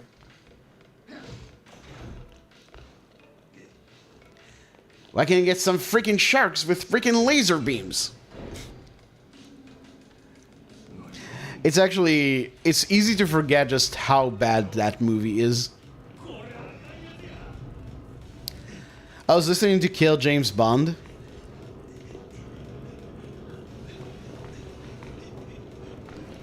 Because they did talk about Austin Powers at one point, and they made the very correct observation that it's not really a movie, it's like a series of skits. Because Mike Myers comes from SNL, and he just does everything like he did in SNL. So none of his movies actually have a real flow to the story in any way. There are some good bits in the first Austin Powers, though. After that, it gets very, very bad very quickly. But the first one is a decent watch, I think. Ooh, I had a good Yapikun here. Yeah, immediately get him down. You wanna... I think it's Doobie that made the observation that you want to hit the green thing on his back. You can't really... I don't think you can really one-cycle on any percent. Oh, actually, no. This wasn't as good as I thought. Because I didn't get the immediate second hit on his back. I think I can gold this split. He melts in it. Yeah, NG Plus, you can one cycle him, and it's really cool.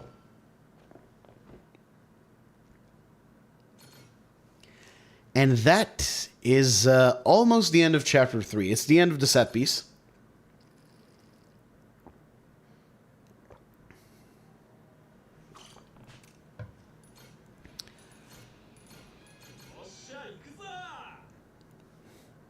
And now we get a fight that, in terms of the story, is a bit pointless.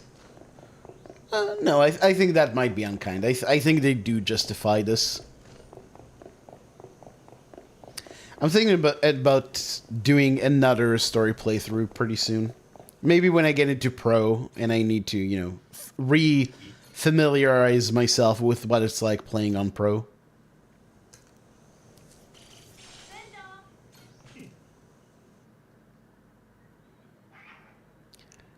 And Dead Souls running for getting to play a guest the weak spot. Oh, yeah. That's right. Anyway, you might remember we got a heat move called Sidearm Shuffle. We are about to see it right here. Sidearm Shuffle is a very long animation, but it does a ton of damage. And I think Rodriguez 1 is the one boss fight in the entire game that doesn't have a HP gate. So you get the full benefit of the entire damage of the heat move. And yeah, then you just finish him off with Mad Dog combos. Which I found to be way, way more consistent than Sea Dog combos.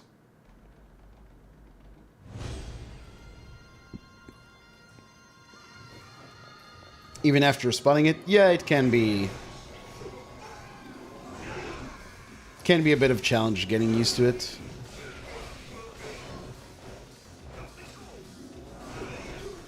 Nice. Ogino? I don't even know who that guy is. I think he's one of Shigeki's dudes. Nice one, Ogino. Appreciate it. Now for Rodriguez 2 does have an HP gauge. So for your first heat move, you don't want Sidearm Shuffle. Just a regular weapon heat move will get you into the QTE. This is another one where if we didn't need the heat, it would be way faster to fail it, but we do need the heat.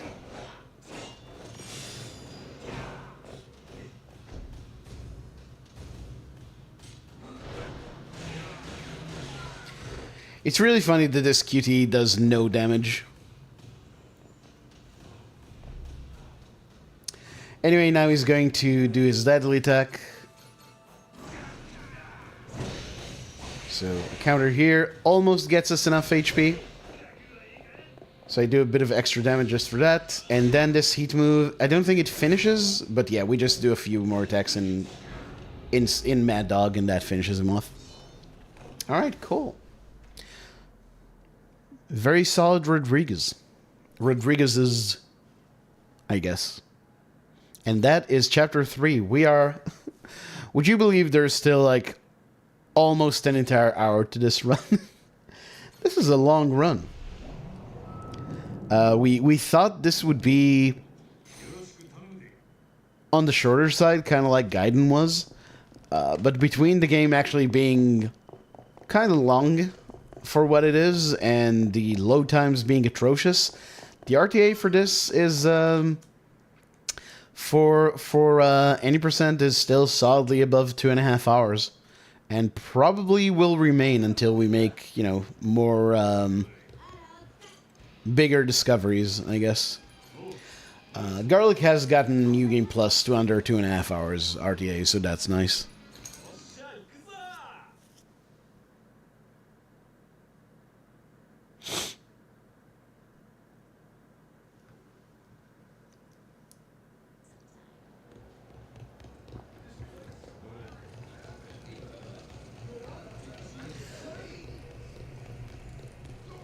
But yeah, at this point, the game will once again do the thing of disabling fast travel, so we have to go into a fight.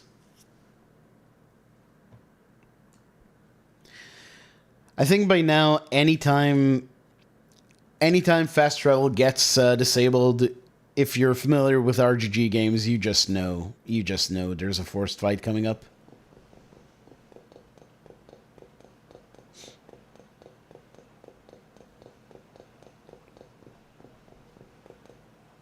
So I think this was actually kind of unfortunate, because you want to get the two guys on the left with the gun, but I only got one of them. Yeah. I did hit Wells, which is, I guess, nice. I probably could have just... Oh, okay, I did heat move just there. Okay, that was actually fine. I actually dealt reasonably well with the fact that one of them survived. Honestly, the damage on Wells might be more important than taking out both of those guys.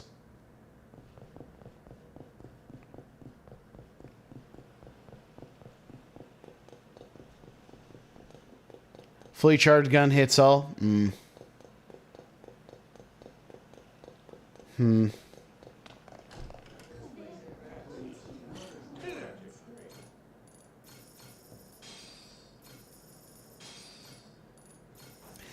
They also stop for some extra items here, because this shop has some heat recovery items you don't have in other parts, and this game really limits how much you can have of each recovery item.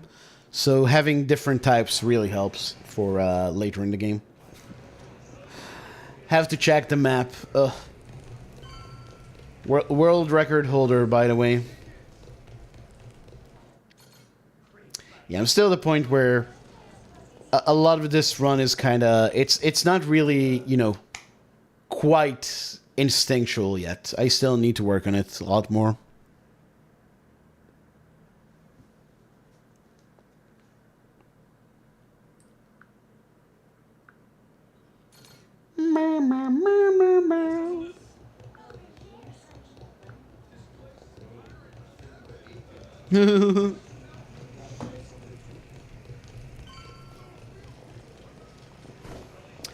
Okay, but this is the actual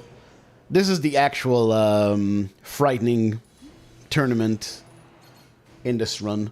The contention qualifier, especially these guys. The second fight isn't too bad. This fight, there's a ton of gun guys, and they are all out for blood. I think 2 or 3 of my runs so far have died to dying in contention qualifier. It is very bad. Yeah, also, oh, that ship movement is so bad.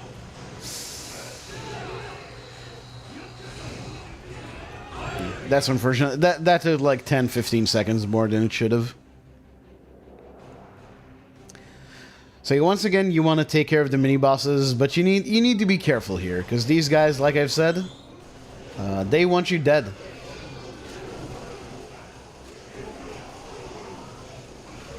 The guys with the shotguns are very scary because they have those attacks, those unblockable, or not unblockable, but stagger attacks. They can really, if they hit, they do a lot of damage, and if you block them, you get staggered, and it takes a lot of time to recover, so you can get shot during that time. Did he just fully waste one of my guys with that shot? He probably did.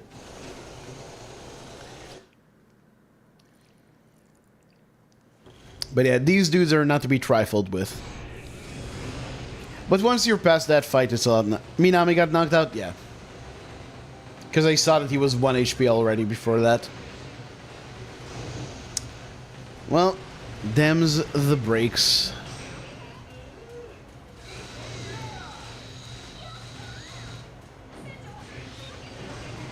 Luckily, these guys just kind of didn't do anything. They just AFK'd. Alright, cool. So you can't be fully nonchalant with these guys because they have some very nasty strong attacks if you that can stagger you and kill you if you're not careful. But they're way less scary than the military guys. I saved Misaki. She levitated for a moment, but she's fine.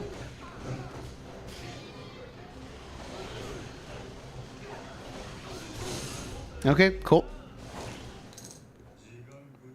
A gold. Nice.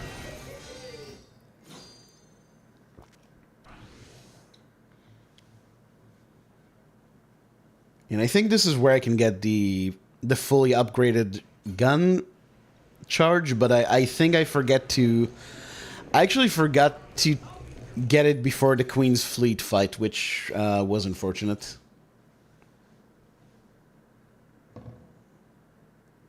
Another save and load. I've lost count of how many of those there were in the run. Quite a few, let me tell you.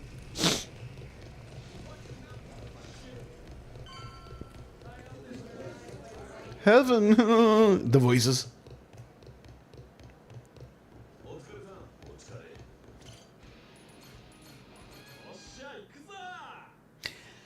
But yeah, at this point, the game really kind of jerks you around before the Mortimer fight. Like, fight the contingent qualifier, fight Mortimer. No, before Mortimer, you better get this better cannon. That's an obvious trap. And then you have to fight Jack, and then you can go back, and then you have to talk to Raymond, and then you have to talk to Masaru, and blah, blah, blah. So we are going through it right now, but this is actually a cool little set piece. I actually like this one. Also, because Contention Qualifier 1 is kind of scary, I have seen people use the violin in that fight. I think it's better saved for a fight coming up in this set piece.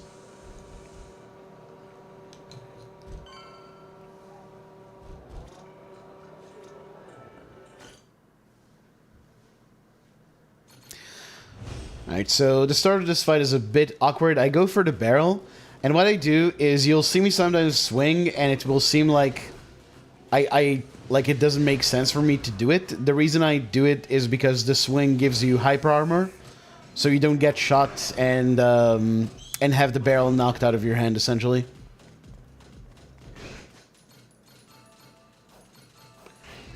Again, should have used the beer earlier. I keep forgetting to beer up. But yeah, once again, deadly attack. Stop it with the heat move, and there you go. There's your Keith 5. We're almost out of Keiths and Jacks. Just one more of each. Once again, the enemy funnel here, they're all going to gather up. Very often you can get them with one shot, but unfortunately that time they took two. Bad grouping in these guys as well. That guy was aggro. That could have gone way better. But this is still the point where you can just kind of be okay with using the gun as is.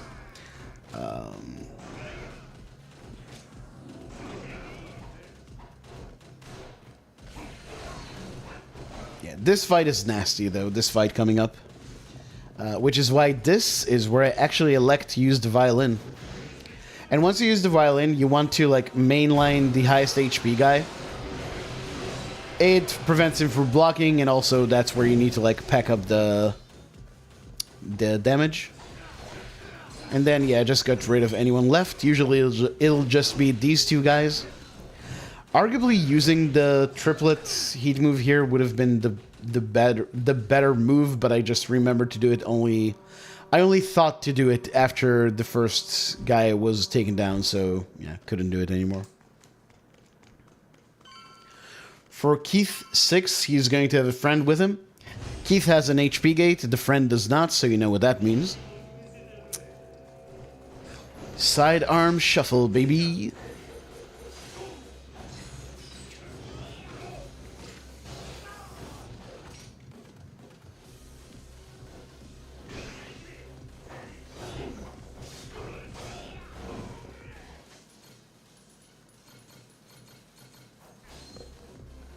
Did I try to...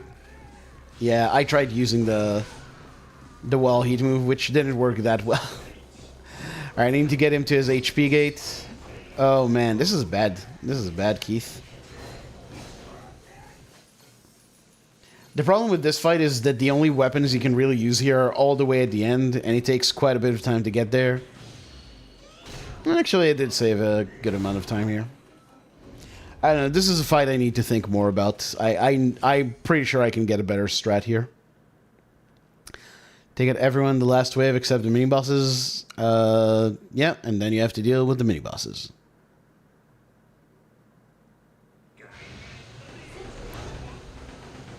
And I should remind people that getting the, like, charging your gun up to the max takes time as well.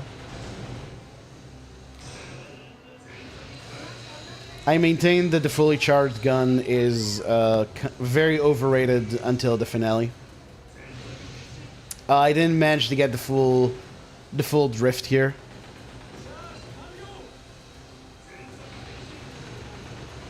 Yeah, this is unfortunate. Definitely lost a bunch of time here. Show you something soft. Okay, we can do that. We can do that.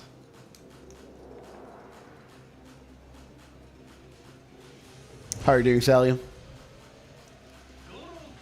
I'm trying to think when would be the best time to do that. Oh yeah, we're going to do some meandering in Midlantis, so if you'll just give me a couple of minutes, I'll show you something nice and soft then. But yeah, same principle as the earlier Jack fights, where he's for his HP gate. He just completely ignores me there. Look at Sheep Man and Chicken Man fucking holding down the ship, literally. Beautiful. Love these guys. Finally warming up. Nice. It's warming up here too. I actually just earlier turned on the AC. Sheep Man, the one and only. Everybody loves him. Sheep Man. Oh, the double deadly. Jeez. The boys are mad. The boys are very mad. Okay, something soft. So, I guess I could show you these guys, but you can see them all the time. So let me go to the side here and show you this guy. The Dragon Quest slime. Which, when, is it Toriyama, the guy who, the manga artist who died, I think, a few months ago or last year? Did he work on he worked on like this major anime franchise that I you know have never really had any kind of interaction with. So I was like, obviously, you know, it's sad when someone dies, but I didn't really know anything about the guy, I felt. But then it turned out that this slime was also designed by him. So yeah, I like to think that, you know, his spirit lives on in many ways, but also through this slime that you can't see right now, but I just put it on Lev's head off on the side. Akira Toriyama. Dragon Ball. There you go. Thank you.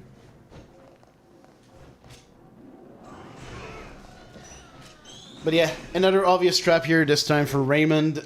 Pretty standard fight, you know. Bit of chain, bit of gun. It is what it is. Nothing much to say here, really. Pass by his house?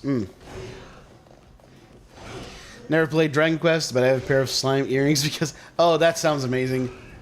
You gotta show me those when we meet.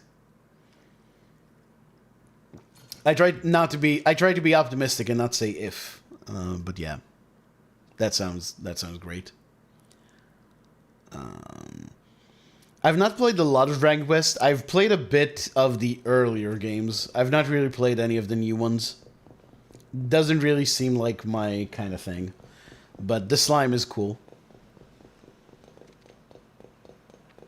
Oh, did he work on Chrono Trigger? Hell, then... Poof. I've been meaning to replay Chrono Trigger. That game is so good. That's one of those... I've said this before, like, Chrono Trigger and Super Metroid... There's a lot of, like, the boomer classics of video games, and a lot of them don't really live up to the name or to the reputation, but those two games definitely do. Those two games are fantastic. Thinking of another manga creator who passed away? Yeah, that's not really a world I know much about. I tried at some point to get into manga. I tried to get the earlier volumes of Berserk and... JoJo's Bizarre Adventure, I think, and I just can't find any of them. The local shops all have later volumes, but not the earlier ones, so... Yeah. Berserk is so good, so I hear. I'd really, really love to get into it, but, yeah, unfortunately, have not been able to. Yeah, this is where I get confused about where exactly the trigger is. Again, early days of the run.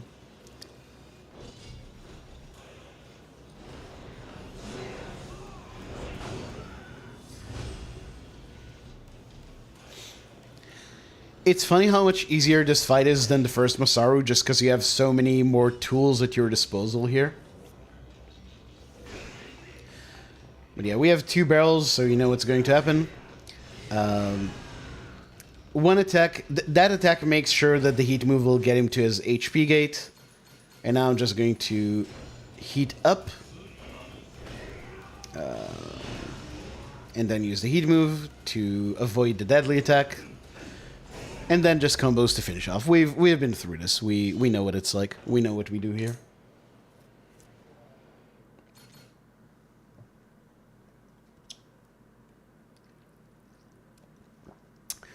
Dun, dun, dun, dun, dun, dun, dun, dun, dun.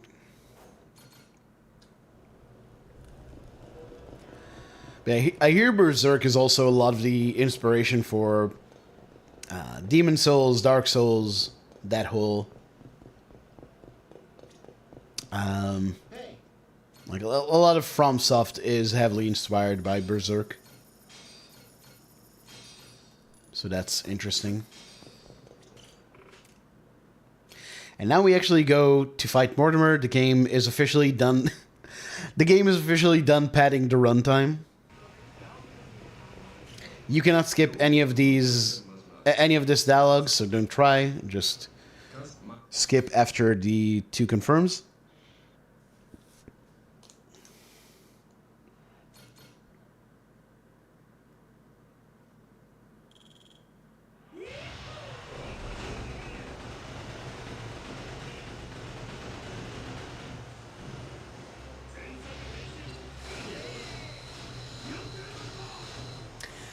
I forget how this fight went. I think this was okay.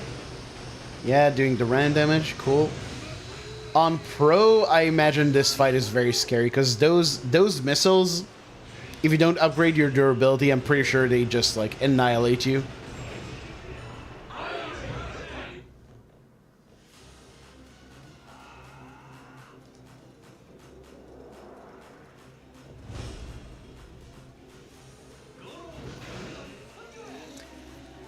And of course, this is another very natural place to use the violin.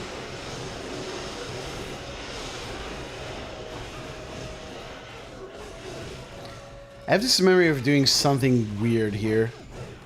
Okay, I made some kind of weird mistake in this fight. Oh, I couldn't get rid of the mini bosses in time.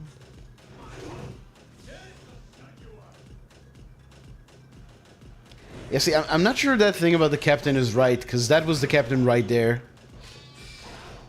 Oh, but he can't use it if all the guys are taken out. Okay. Interesting. Anyway, that was a bit slow. Could have gone a bit faster, but it's not too bad. Now, for the plank fight with Mortimer, you can get cheekier. You can get pretty greedy. I don't remember how greedy I got on this run.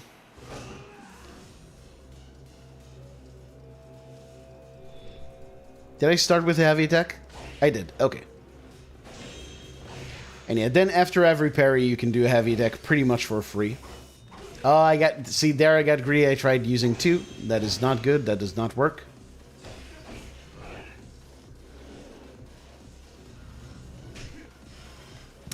Now, Mortimer does have an HP gate, but he is very mobile, and he's got a lot of really dangerous attacks. He throws grenades, he moves around a lot, so we want to shut him down immediately, so he just gets sidearm shuffled twice.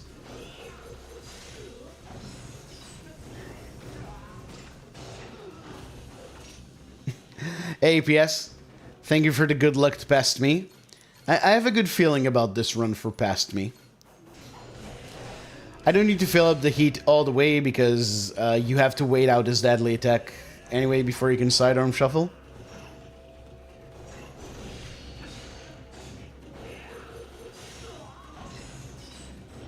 And that is the fight.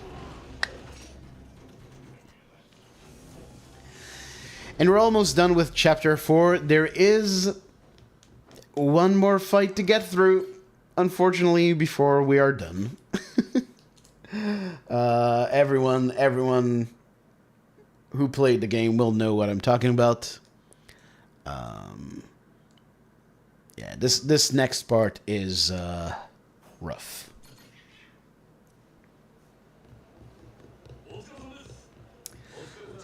There's actually a lot of going back and forth between just point A and point B in this part, so once again, we get to just chill, drink some water.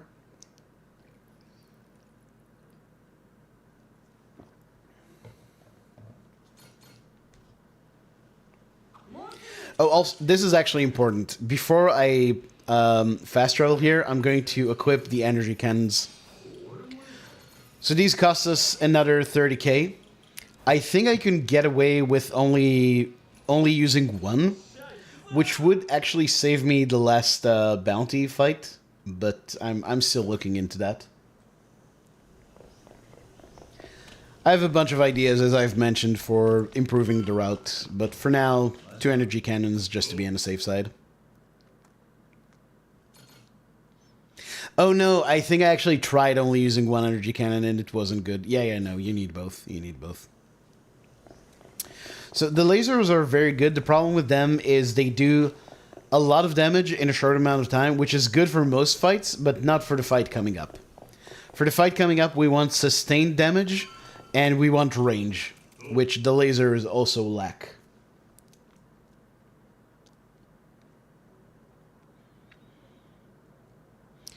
And yeah, if you forget to switch out the cannons earlier, you have to go all the way up to the wheel and do it here, which is a kind of a big time loss. But yeah, here we're going to fight the giant squid, 5 question marks. This is something they recycled from 8, and it kind of sucks. This is... The boat battles are not great in this game, and this is possibly the worst one. But yeah, the idea here is you have to finish off the tentacles before you can do the damage to the main body, or do good damage to the main body. So I soften up 1 tentacle with the machine guns, then I use the energy cannon to take out 1 and then the other. This is why you need sustained damage, because you need enough time to go from one to the other. And then you can do damage to the main body.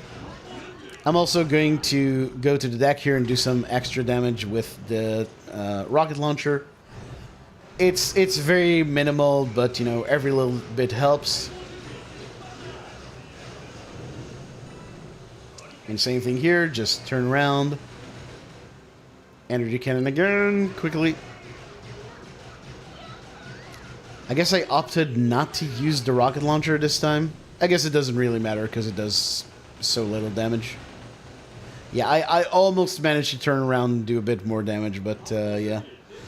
I think if you can find a way to turn around more quick... If you can find a quicker turnaround, you can maybe two-cycle this fight, but nah. But yeah, this is going to be the end of it. He does a fake out where he goes down and then he comes right back up.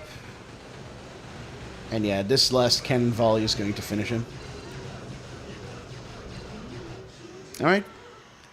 Not too bad. I actually think I saved a lot of time in this split.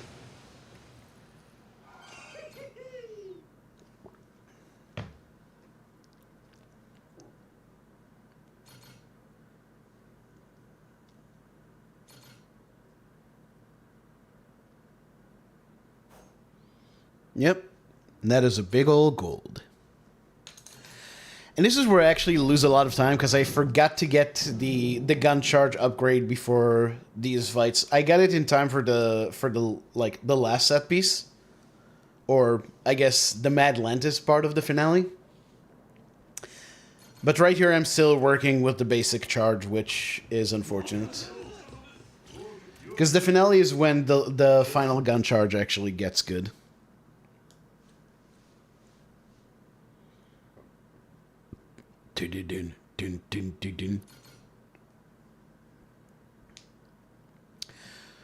So in the Queen's Fleet fights, once again... Oh, I forgot we have the boat battle first. I think I opted to stick with the energy cannons, which I think is a bit slower, but it is faster than going to the wheel and switching out equipment again. The energy cannons actually did fine here. Hello?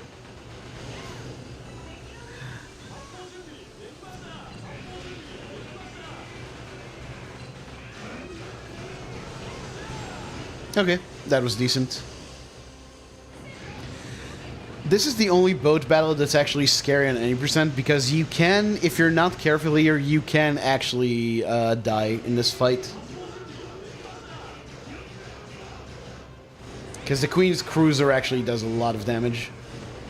Especially the flamethrowers, which you're going to get hit with if you stay close to it, which you inevitably are going to do if you, you know, try to ram into it to do some extra damage.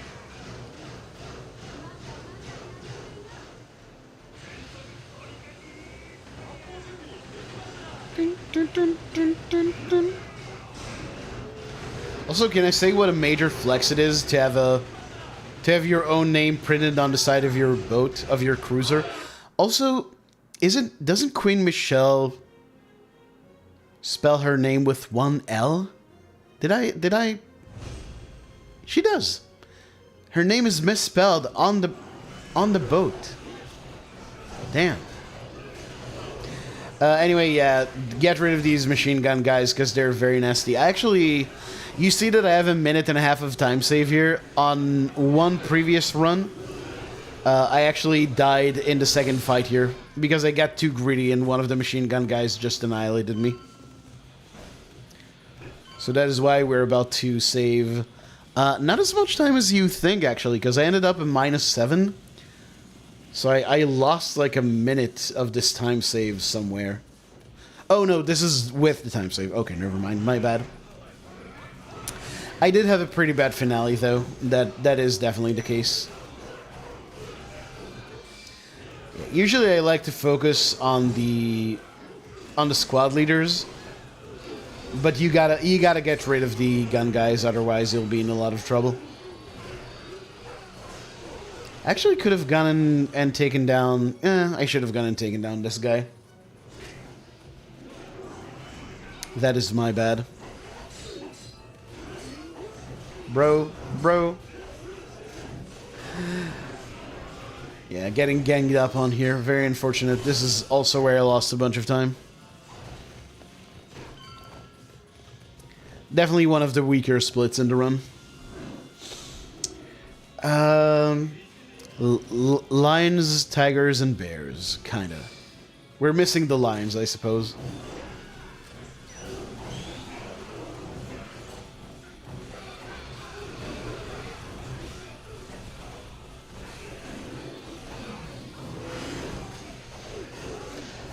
Yeah, I kind of feel like at this point I realize that this could be world record, and I get very jittery. And I play a lot of things overly safe. Which is why I think I still have a lot of time saving the finale, despite these golds. But yeah, you can see I'm kind of getting increasingly nervous as the run draws to a close.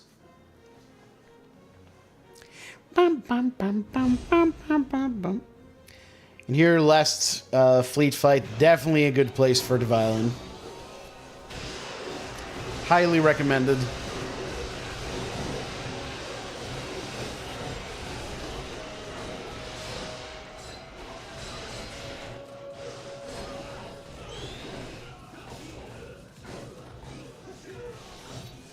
Yeah, that's a nasty time loss as well.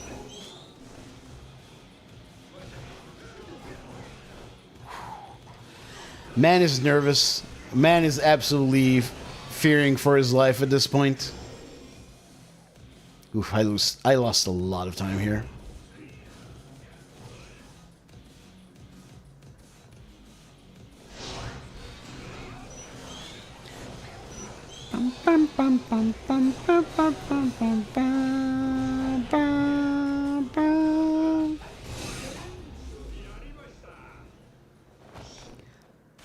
I'm not saying it's not valid. I'm saying it's misspelled on the boat.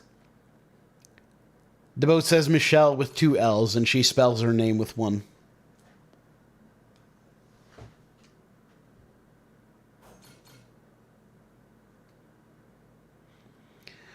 But okay, we survived that. Honestly, this fight coming up is... This is a fight I feel I need to come up with a better strat for, because I kind of just do whatever here. There's no weapons around, so I can't really approach this like the first Shigaki fight, so there's mostly a lot of gun and then combos here. I think I should probably try and work some heat moves into this. Maybe even do like the triplet heat move. Because a lot of these guys have a lot of HP, so it wouldn't be the worst idea to finish them off with that. But yeah, Shigaki does have an HP gate. At the end of this HP bar. Oh my god.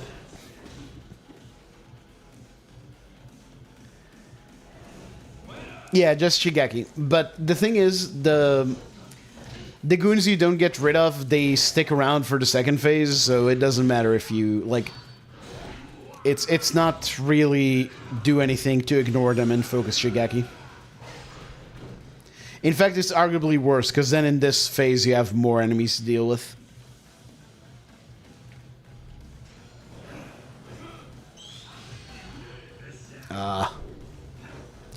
I went for the heat move. It was not a good idea. The AI partner heat moves are so bad. I guess this is why I tried not to use heat moves in this fight. Because that can happen. Yeah, I'm just going to have to lab this fight. I can come up with something way better for this. God, he does a lot of damage in this fight too.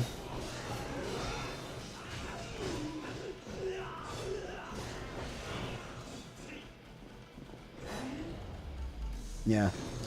Not good, not good. Can definitely save a lot of time here.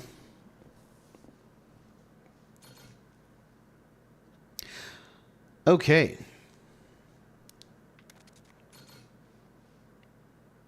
So now the first half of the Atlantis part. This first fight here is deceptively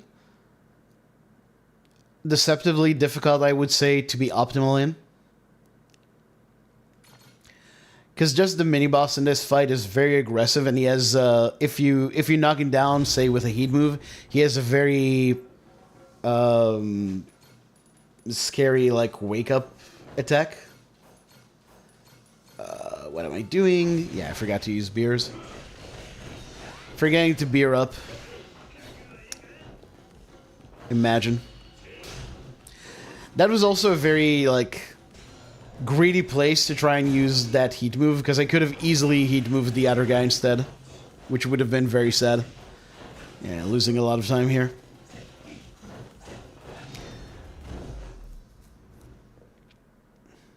I think this might benefit from heat move spam. Maybe like increase your heat, do the triplet heat move right at the start, and then follow like increase heat again and use a weapon heat move.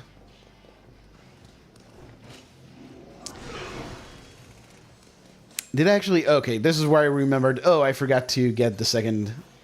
oh! Did I not actually have enough points for the heat move? For the upgrade? I didn't have enough money! Oh, I couldn't get it. Interesting. Because I could have sworn I had gotten it in other times. Whatever. This just confirms to me even more that that upgrade isn't really necessary.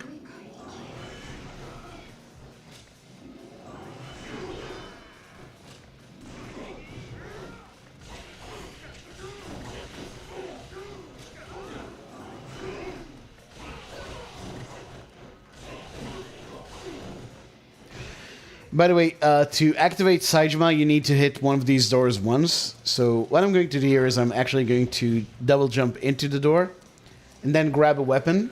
We'll see why in a moment.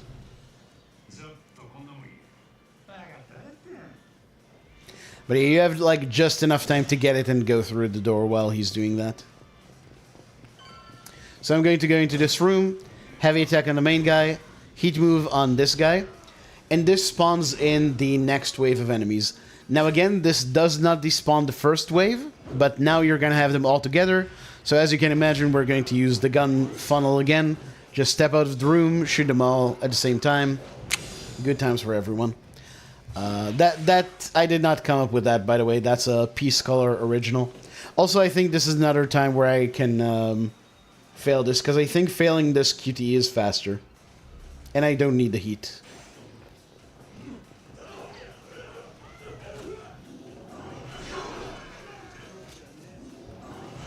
Actually, I don't know if Peace Color came up with this, but I saw this first in a Peace Color run.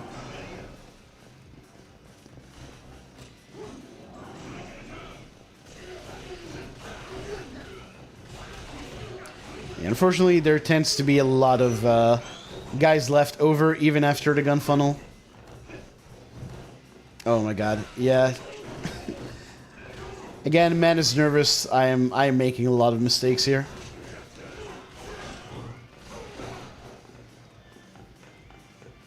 Passing... Oh, so succeeding it is faster? Okay, okay.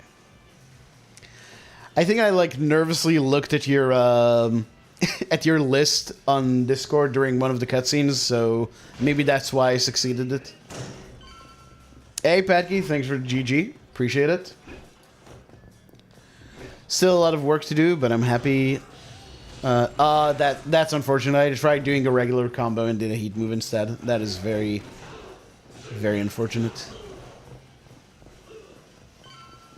That can happen a lot in this game because earlier Yakuza games don't let you input a heat move during a rush combo, but this game does. There's definitely a lot of jank in this game. This game could have used easily like another 6 months of development. A lot of things that could have been ironed out in this game.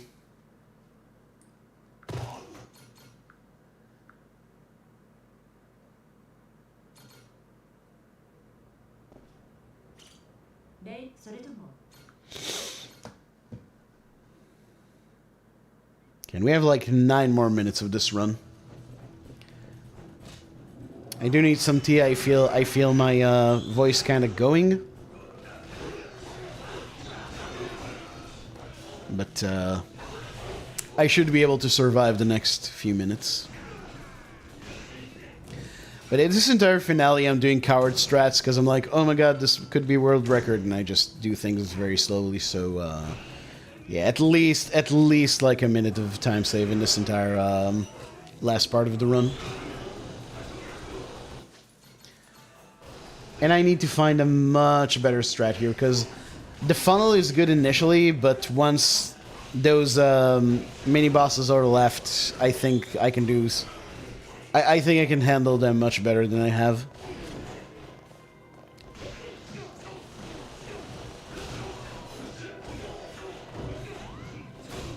Yeah, some of these guys just take forever to get rid of.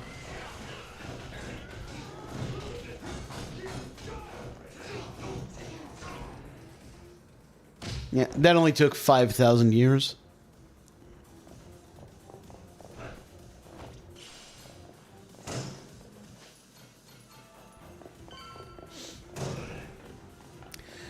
This is actually one point where I think the gunnel, the gunnel, that's a short for gun funnel, if you don't know. But yeah, where it's useful because you have this barrel here, so you can just immediately finish this guy off.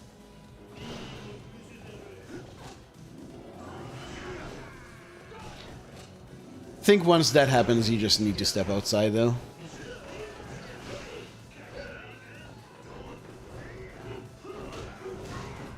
Shigeki doing some work, very nice.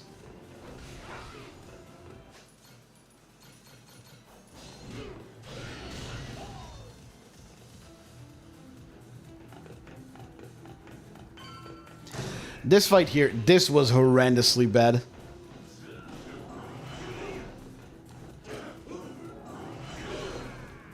This is probably like one of the biggest time losses of the run.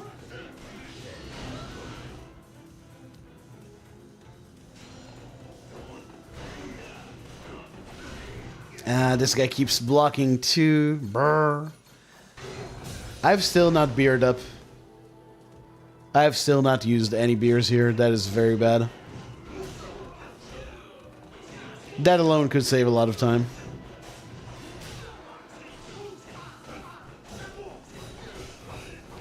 Some nice wall bounding. Shout out to Yakuza 3.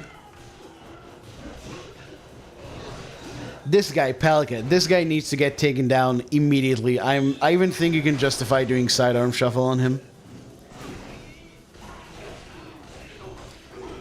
Because he's one of those gun mini bosses, and those guys are terrible.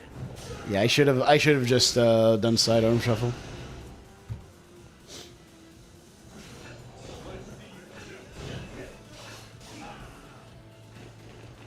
Yeah, over almost 25 seconds lost here. I can definitely do much better. This cutscene fully unskippable, by the way, so this is another good time to stretch a bit.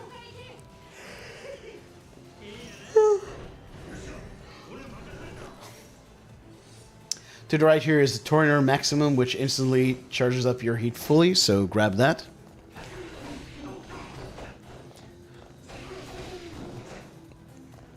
Within a month or two, wow, that's loud. the Guns N' Roses formed. Were you aware of any of its members doing drugs? I think everyone had different times with the exception. And it also cut off the alerts. Something is very wrong with my alerts, but Sylvian, thank you so much for the 14 months. Appreciate you. Appreciate the support. Hope you're doing well.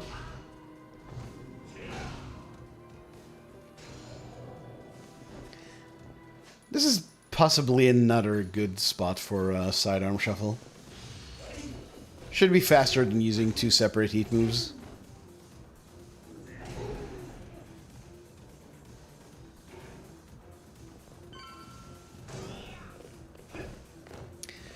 And okay, we only have 2 more fights left in the run.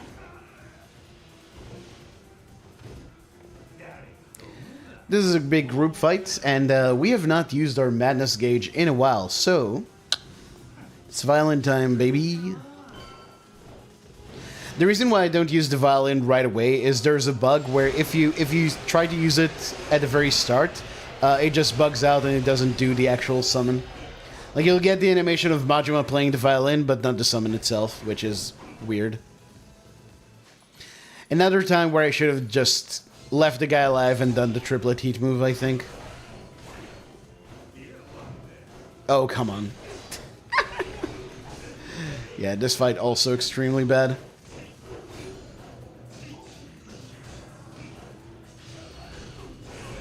Okay, at least I got the heat move off. A surprisingly good mood. Nice. Glad to hear that. And now the final boss fight. This fight is scary because this guy can one-shot you, yes, even though we're on beginner. And I'm doing like major coward strats here. This fight can go much faster, I think. But I saw the pace and I was like, fuck it, I'm just gonna do a bunch of sidearm shuffles. And that is what you're about to see. Because this guy has a lot of HP. Even though he has HP gates, using sidearm shuffle is actually surprisingly not wasteful. The fact that I don't try to do damage in between sidearm shuffles is... But, you know, it is what it is.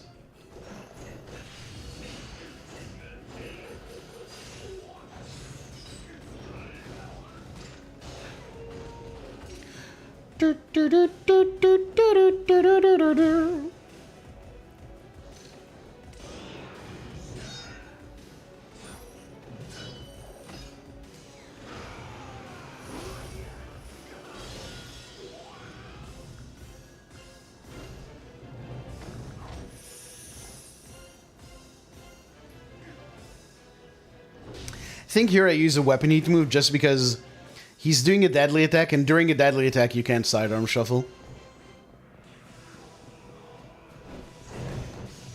Or I just... Huh? I'm not really sure what I was going for there.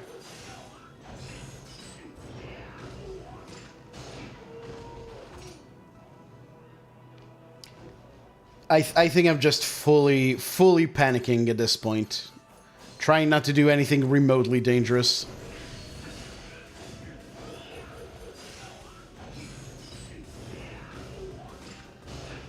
I guess 2 sidearm shuffles still kind of work here.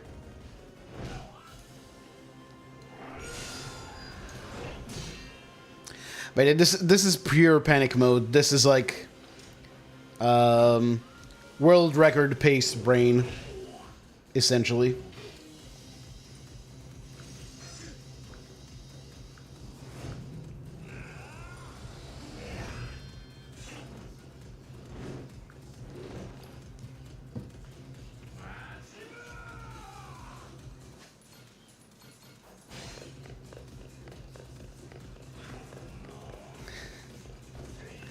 Man is scared. Man is so fucking scared at this point. You have no idea.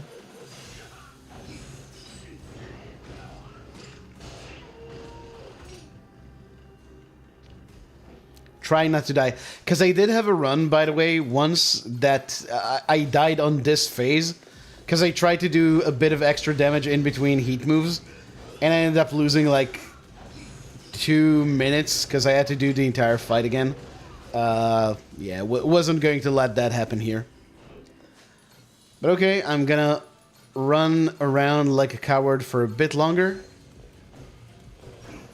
And this is going to be GG at the end of this heat move.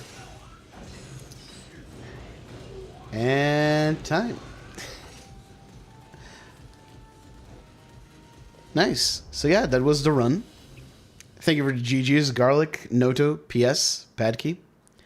Yeah, not a terrible run, but there's definitely a lot more work to be done here.